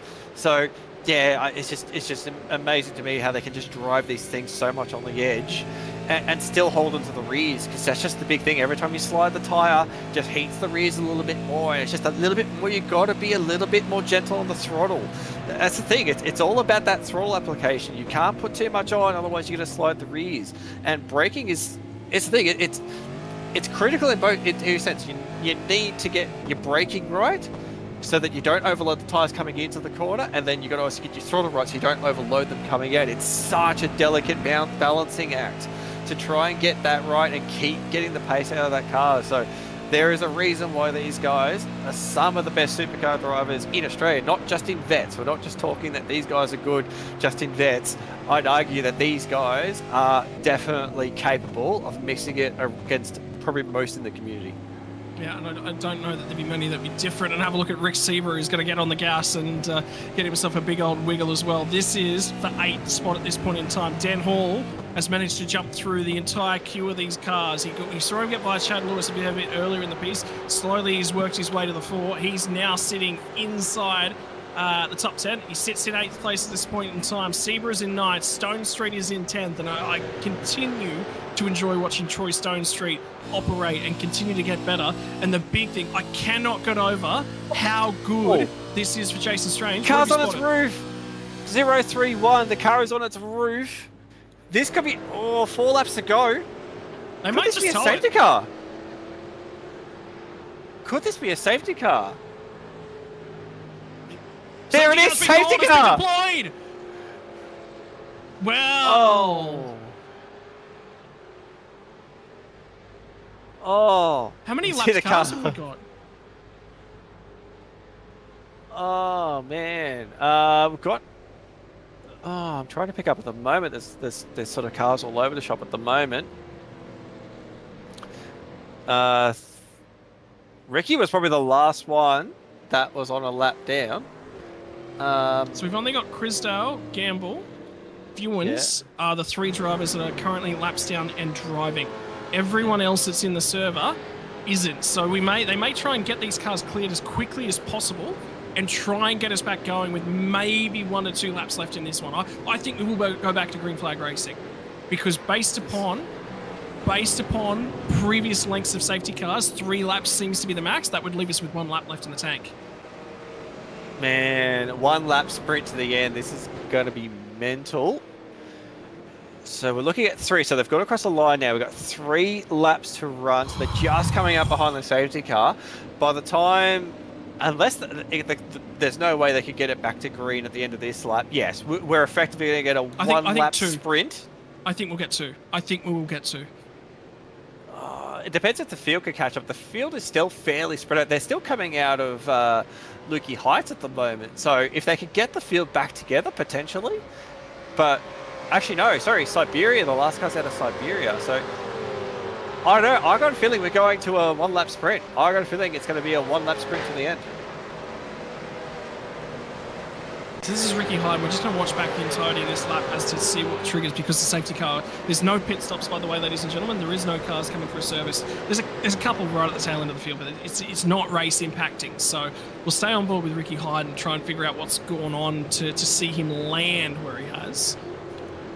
What did that say on the side of the car, on the door handle? Something split 1. I did not catch that. Let's have a look at the right. Virgin split 1. Virgin split 1. Oh. Yeah, it's the Brawn paint job. That's what I was looking at, thinking it looks familiar. That's the Brawn GP paint job. That's phenomenal. Yeah. That's phenomenal. That is really, really good. I thoroughly enjoy this livery Ricky Hyde. Unfortunately, it has not gone as well as you might have hoped. And this is the run as we come through the hay shed on the run to Lukey Heights. And whatever runs are happening right now, we're going to have 2 laps. There'll be 2 laps left in this race. Oh, big dive fight. Oh, no, Scott. Oh. That is, unfortunately, ladies and gentlemen, just about the worst of iRacing physics I've seen. Because that car should not have rolled. There was not enough there to roll that car. And I can't even blame new damage model for that one, because these cars are still in the old damage model. So what's going on in YouTube chat over here, Mez? Are we off to Mesnia? Is that what you're calling this one? You're going to make me explain this one, aren't you? Yeah. I just caught wind of what's going on over in YouTube. Okay. We've got a lap. So Damon is in chat at the moment, and Damon and I had a little bit of a run-in last night. You might be fully aware of it, and I think that's why you're laughing. There was an incident. I won't express my opinion on it because we don't need to. But unfortunately, it involved Damon putting me into a concrete barrier, and then proceeding to then send me into another concrete barrier, which put me over the barrier and sent me straight back to the pits. As you know, with iRacing physics, if you go over the barrier and it falls outside the bounds of the racetrack, you get sent back to the pits. And now, I've sort of colloquially named as every time that happens, you get sent to Narnia. So yes, when I saw Damon in the chat, I was like, oh boy, he's back to send me to Narnia. That has proceeded to be a play on word of my name, and Mesnia is the new one. Yeah, apparently it's good. That's getting used to. By the way, Mez, when I was for those of you who weren't watching and enjoying, this is Southern Cross Esports Hyundai Elantra TCR series, single make series. Has been joyful and interesting to sort of be in and around. I got invited by Dean Hunt to go over and race control for that one because they were looking for a backup race controller for the night. Yeah. Which I chuckled quite a lot at that incident, by the way. I'm in conversation with Dean Hunt to figure out if he's okay, the fact that he invited Scott to do race control. I will be seeing if he needs counselling, because bit hard to question his mental state on that one. But yes, a lot of people had a big chuckle on that one afterwards. It was quite something. It's been a long time since I've been thrown under the bus, Mez, but I'm so glad you get to do it. How times you've done it to me, I have to get at least one in, surely. I look I strongly look forward to having a good net session with you over Christmas and smacking you for a few boundaries. I'll put it that way. Oh, don't worry, mate. They're all short and they're coming for your head. But anyway, the safety car has pulled away, so we will get one. It will be one to go. Once I hit the line, it will be one to go. So this will be a one-lap dash to the pit lane, to the finish. Taliancic in front. You will have Ladder in second. Blake Delaney in third. Chris Miller also in fourth place as well. So that little battle's going to be interesting to see if David Kirby can get over Jeff Thomas and get the fish. Geez, that'd be something. That would be 4 fishies in the top 5. That would be a great way to start. And gone. Taliancic is absolutely gone. Yeah, so he's gone nice and early, and now it's going to be the run off of the final corner. Is there going to be enough draft? Is there going to be an opportunity? And for everyone in behind, all of a sudden, you've seen it before, it's the final lap of the race. There is only going to be a few more kilometers to decide this thing, and that means for a few drivers, 4.5 kilometers to get the move done. Can you advance your position? For Ken Ladder, he's got a huge toe on. He's trying to get up a little bit closer. And have a look at Blake Delaney, who's got pace as well. Delaney's starting to crawl right up onto the back bumper of these two. And as they're now under 4 kilometers worth of racetrack to kickstart the V8 Veterans for RaceKraft in season number 18. It was Ken Ladder who run round number 1 of season number 17. Could it be a new name in the books to start this one off? And albeit, it's going to be deep as they run down into Miller for the final time here tonight. The drive out. And for Chris Miller, he's brought his way into the argument. He sits in 4th. He's a fair way back off the rear bumper of these guys. Jeff Thomas will be happy with 5th. Kirby's in 6th. It's going to be Jason Strange in 7th. And now they start to try and fire their way back through. There's only a couple more corners left to run through the hay shed. On the run through to Lukey Heights. And finally, for the final time here tonight, it's going to be a little bit of chaos at the tail end of the field. The 410 car over at Scotty Van Loon is around, but for the guys that are up at the front, it is a nice clean final lap, and they come out of MG. The run through 11, the run down to turn number 12, and for Michael Taliancic, he goes with the win of season number 17. He goes straight out and marks it for season number 18. He sets the mark alight. He sets Phillip Island alight, and Michael Taliancic in the 21 for Altus Esports Australia wins race number 1 of season number 18. Fantastic job. Made amends for last year. Arguably had the race sewn up, but fell away from him in the last run to the finish line. But he's changed it this year and has finished it up well. And a great start for the Fishy boys as well. P2, P3, P4. Kirby was pushing hard. There's a lot of damage to the front of Brenton O'Brien's car. Voice comms was lighting up quite a bit when we're running that. I was listening in. There's probably going to be a lot of post-race reviews happening because it sounds like it got very, very entertaining in the mid-pack as well. And for everyone that'll be watching along at home, they'll be sitting there and going, why did you release them on the last lap? Well, was there any reason to hold them for the extra lap? No, there wasn't. And that safety car and everything that happened as a result of that was a standard safety car period. So everyone will be sitting home going, yeah, everyone sort of got their elbows out and they tried to do a little bit, but that's just racing. That's how it's standard. And the people who are going, yeah, I don't think you should release them. Yeah, they should have. Yeah, that's how you got to finish a race. It wasn't an attempt to create a finish on the green flag. That was just standard safety car procedure, mess. No one wants to finish on the safety car, but it's you're either going to go two ways. You go green on the final lap, and sometimes doesn't always happen, but sometimes you will get a bit of chaos. If you don't, and you finish on the safety car, guarantee the next conversation you'll be having is, why did we finish on the safety car? Why not let them race to the finish? So, good job by race control. I think they handled it correctly. They needed a safety car, and they gave them a lap to finish it off. So, props to race control. Good call. Yep. And for you watching along at home, this is going to be the top 10. And unfortunately, as a part of the technical difficulties we've had throughout the evening, the top 10 is all we'll be able to give you. We can do a run through just about the entire field. And remember that we're going to put a big old question mark over this one and say that these race results are provisional. For Michael Taliancic, it will not be provisional.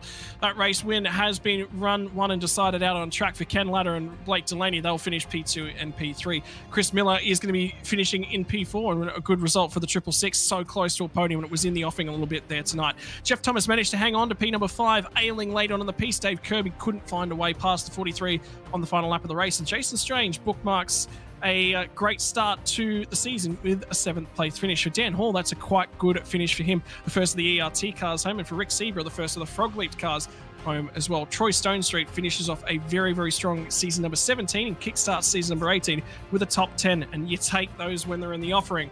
For P number 11, it's going to be Christian Smart in the 999 machine, Chad Lewis in the 727 for P12, Darren Crosby, Steve Banks, Craig Friend round out your top 15. John Latham 16th, Dean Flavel 17th, Peter Vanderkran, Michael Stewart gets back to 19th after that incident that saw him to the tail end of the field, and Damien Cairns from the final row of the grid, a drive-through penalty on lap number 1, gets away with P20th. And Mez, the back half of the field, please. Yeah, we'll start with P21. It'll be Scott McCute as well. Just a side note on Damien Cairns, plus 25 positions, biggest mover of the field tonight. Paul Burns up 16 spots to come into 22nd. Nick Wood on debut tonight, top split, up 13 spots to finish 23rd. Michael Quain in 24th. Damien Cross in 25th. Chris Blanchard coming home in 26th. Brenton Nietzsche in 27th spot. Brenton O'Brien home in 28th. Matt Vanderkraan will be home in 29th spot. 30th, what could have been Scott Gamble, got back. And there probably will be a little bit of question mark over that one as well. Stephen Kennedy in 31st. Rob Crisdale in 32nd. Ricky Hyde, 33. Mario Relay in 34th. Scott Van Loon in 35th. 36th will be Bruce Tannock. Rick Vigor in 37th spot. Travis Hunt will be the first of the cars a lap down. Sorry, no. Obviously one of the cars a lap down. Travis Hunt, lap down. Jason Fewens, 39th spot. Robbie Griffiths in 40th spot. 41st will be David Nash, and rounding out the field with a DNF will be Stewie Hall. And unfortunately, ladies and gentlemen, that about wraps things up in terms of the post-race results. For the drivers that are coming through to have a chat to us post-race, though, it'll be one driver who we haven't spoke to in a very long time. It'll be my absolute pleasure to introduce the driver of the 008 for Blake Delaney, mates. We called you the Hungry Hippo because there's a piranha on the side of your car, and I couldn't make anything up that goes with piranhas. I on a piranha, okay. I'll take that. How good was that battle packing there with Jeff Thomas? That was clean. And I saw you a couple times there go, oh yeah, I probably made a little bit of contact there that would have resulted in me getting the position. I'll give it straight back. And I think Jeff Thomas races exactly the same way, and that's what you were after when you came to the V8 Vets. Yeah, we always want clean racing, mate. It's pretty good to race some guys that do have clean racing. I don't know. I felt like I was a little bit harshly dealt with a couple of times. I've been in the wars tonight, but it is what it is. You can't do anything about it. We all had a bit of fun, so yeah. In terms of things, that was pretty stoush. I mean, again, one of the drivers who's you guys over at Fishy seem to be the drivers that are taking the higher fuel load at that first pit stop. In terms of things, we haven't necessarily seen that work out. You're still hesitating and going towards that bigger fuel at that first stop in the hope that a safety car is going to save you. I mean, it worked out. It didn't work out here tonight. Is there any thoughts about flexing that strategy or changing it up a little bit? There's Sonoma on the cards. There's Okayama tracks where track position is going to be really, really key. Yeah, look, you kind of pigeonholed a little bit into the amount of fuel you drop on both sides because of the fact that you need to take 2 stops. So, well, I was always going to take a huge amount at the start, but I was kind of forced into save a little bit behind a few guys early, considering the accidents that happened at the start. And then took a lot of fuel early to try and minimise the drop later, but it really didn't matter because there was a safety car anyway. It took way too much fuel on the second stop. I probably ended up with about 3 laps too much, so cost myself a bit of time in the pits, but just couldn't get back to the boys at the front. And obviously at the end there's no point in me and Kenny mucking around it. It's win it or bin it really for him to try and get to Michael. So yeah. In terms of things, it's a very good start to the season. Obviously, it's going to be a long season here, interspersed by the Christmas break. Is there any title aspirations in the earlier go of things? You want to have a real hot shout of it? I know, obviously, last season there was a lot of weeks that you weren't necessarily away. Is this sort of just you come run really hard and have fun with these guys? Or, do you think about that championship a little bit? Yeah, I'd love to. I mean, I do a bit of interstate and international travel, so that makes it a little bit difficult. So I'd absolutely love to. I'm definitely going to miss a race late January, potentially get the rest of the races in for the season, hopefully only missing one, which means there's only one drop round. Love to go for a championship, obviously, but work is probably the challenger at the moment. Mate, in terms of things, it's always a pleasure to talk to you, Blake Delaney. And who are the sponsors that make it possible for you and the Fishy crew? Yeah, just first of all, well done to the 2 boys that kicked off their Fishy starts tonight. Kenny coming in second, which is an awesome result, and Smarty not so. Down the order a little bit. I think he's got a top 10 though. That's pretty good for a good start tonight. And well done to the boys. West End Motor Group, Infinity Designs, DC Shades, Battery Warehouse, Early Beach, and Precision Sim Training. We're always #Racing for Eddie as well. Mate, it's been a real pleasure. Obviously, all the support and everything that's come out for Eddie, and it's good to see you guys still supporting that tag and everything that's gone on as part of it as well. Ladies and gentlemen, Blake Delaney rounds out race number 1 with P number 3. Thank you very much, Blake. Good on you, boys. Have an awesome night. Thanks. We'll take one step further up the podium. Simon Mazzomo has got the 269, new to the Fishy outfit of Ken Ladder. Young guys. Congrats, Ken. P2 tonight, picking up where you left off last season, battling with Taliancic all the way, but tonight put it on pole, come home second. But yeah, it was a solid outing, obviously, for your first time in the Fishy motorsport colours. Yeah, thank you very much. Yeah, I wanted to have a good crack at him, but with just one lap left right at the end there, it was very difficult to do so. But you can't take anything away from the guy.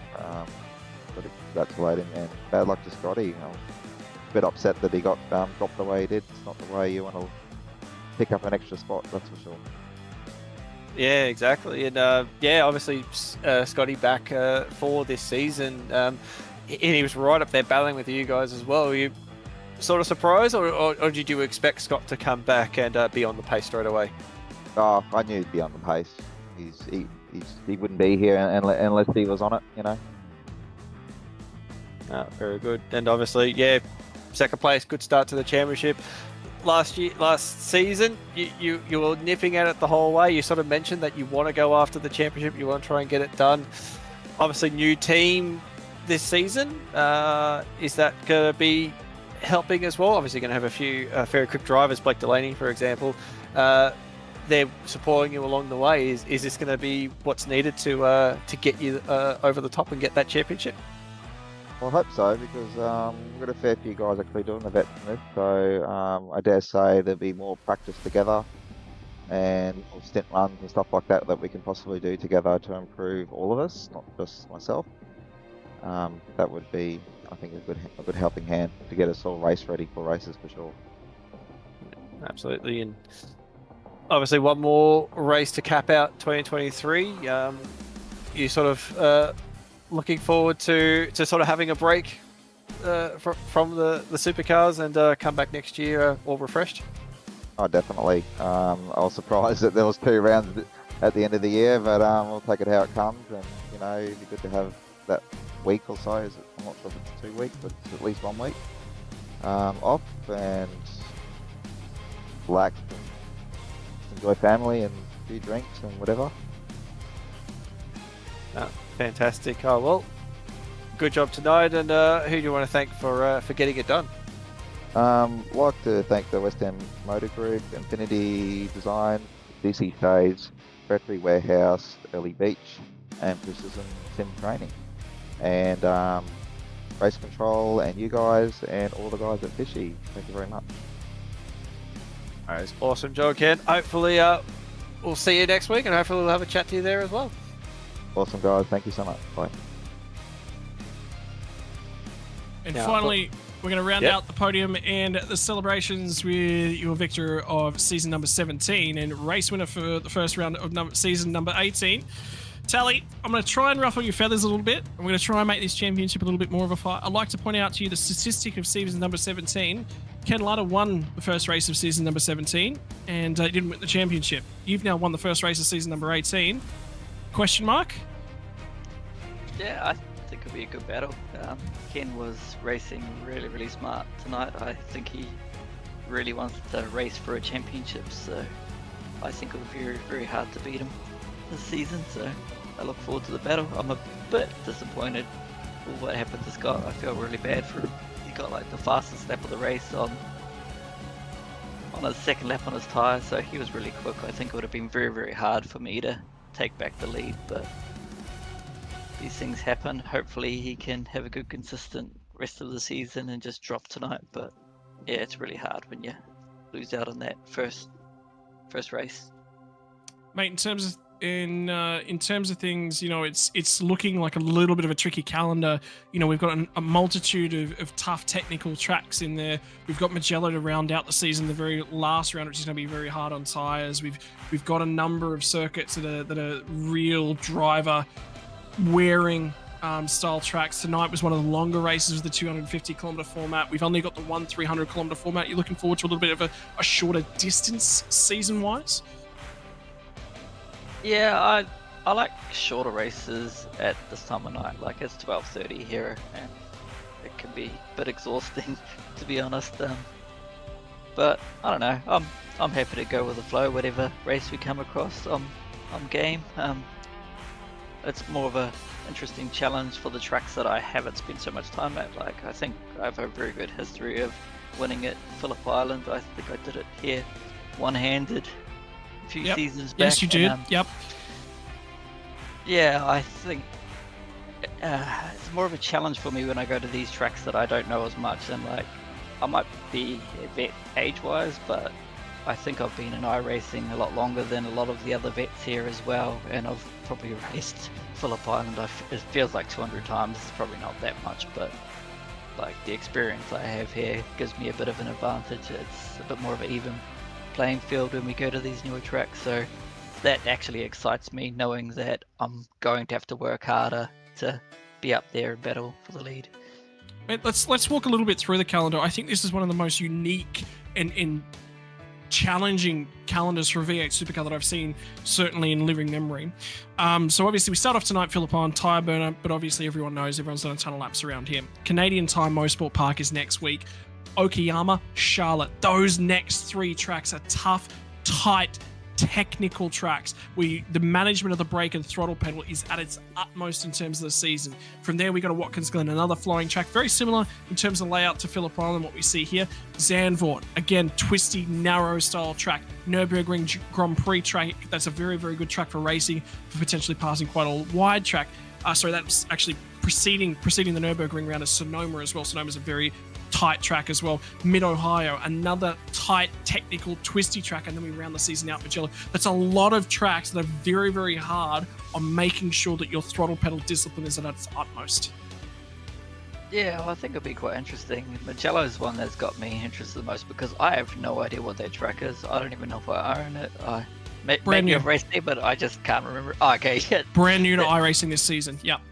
Yeah, I was gonna say I don't even recognize the name, like even in any real world event. So that one should be interesting. A lot of the tracks this season I've actually raced a bit in the past. Okayama will probably be challenging Mosport. I think it's a pretty strong track for me. But yeah, it's interesting when you get to tracks like Charlotte, where draft has such a big play. It basically, you just can't pull away from people, and they can easily get side by side, and that's where you have those incidents, because you can't use your pace to just pull out a lead in the front and put yourself in a safe spot. So that's the track that I'll be probably most anxious. Mate, and in terms of things, now the floor is all yours to thank those sponsors who've become so, we're so used to hearing them now, I think, at this point in time. For the V8 veterans, the floor is all yours there, Michael Talianchi, to thank the sponsors for Altus Esports. I'd like to thank VRS, RaceTech New Zealand, Altus Engineering, and Logitech. And thanks to everyone that's put on another season. They just keep putting on more and more races for us. There's no negative feedback from me. The only thing that I want is more races. So thanks to everyone. Mate, thank you very much for joining us yet again, and I won't see you next week, but Mez certainly will, mate. So we will see you there or into the new year, mate. Always a pleasure to chat to you. Thanks. Pleasure's mine. Ladies and gentlemen, that is going to wrap us up here tonight from the RaceKraft V8 Veterans. Tonight, it's been from Phillip Island. Next week, it's going to be from Canadian Tire Mosport Park. The first sector is about getting the car settled down in. The middle sector is tight, tricky, and technical. Very, very easy to run off the racing surface, and from there, escort yourself all the way to the world. Then it's followed by a long straight and a flowing final sector as well. It is a technical track that requires braking discipline, not pinching those front tires, but more importantly, throttle discipline, how to applicate that throttle and make sure that those rear tires absolutely don't light up. Mez, it's going to be another technical race next week for Mosport. Yep. Another fantastic. It's actually a track that really suits these cars a lot. We've gone there in multiple different series, and always puts on really good racing. So no doubt next week you'll get to miss out on some excellent racing, but I'm sure someone will put their hand up to come and experience it with me. Mate, in terms of things, from everyone here at the SimSpeed commentary booth, on behalf of the new title sponsor, RaceKraft Simulations, on behalf of Logitech G, Nova Sim Sports, Play One Sim Gear, and Parramatta Isuzu Ute, who all return for another season of the V8 Veterans. This has been all the action live from Phillip Island, and we'll see you again next week when we go to Canadian Tire Mosport Park. See you then. Racing isn't easy. It is. iRacing puts you in the driver's seat with the industry's leading sim racing game. Drive on laser scan replicas of from around the world. Go head to head against other drivers chosen by skill-based matchmaking to ensure competitive racing at every level. Compete across all your favorite series. In officially licensed cars, engineered to deliver the most accurate driving experience possible.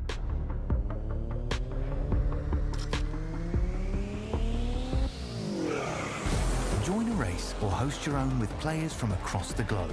Race against the computer or in a league with friends. Feel the thrill behind the wheel. Visit iRacing.com.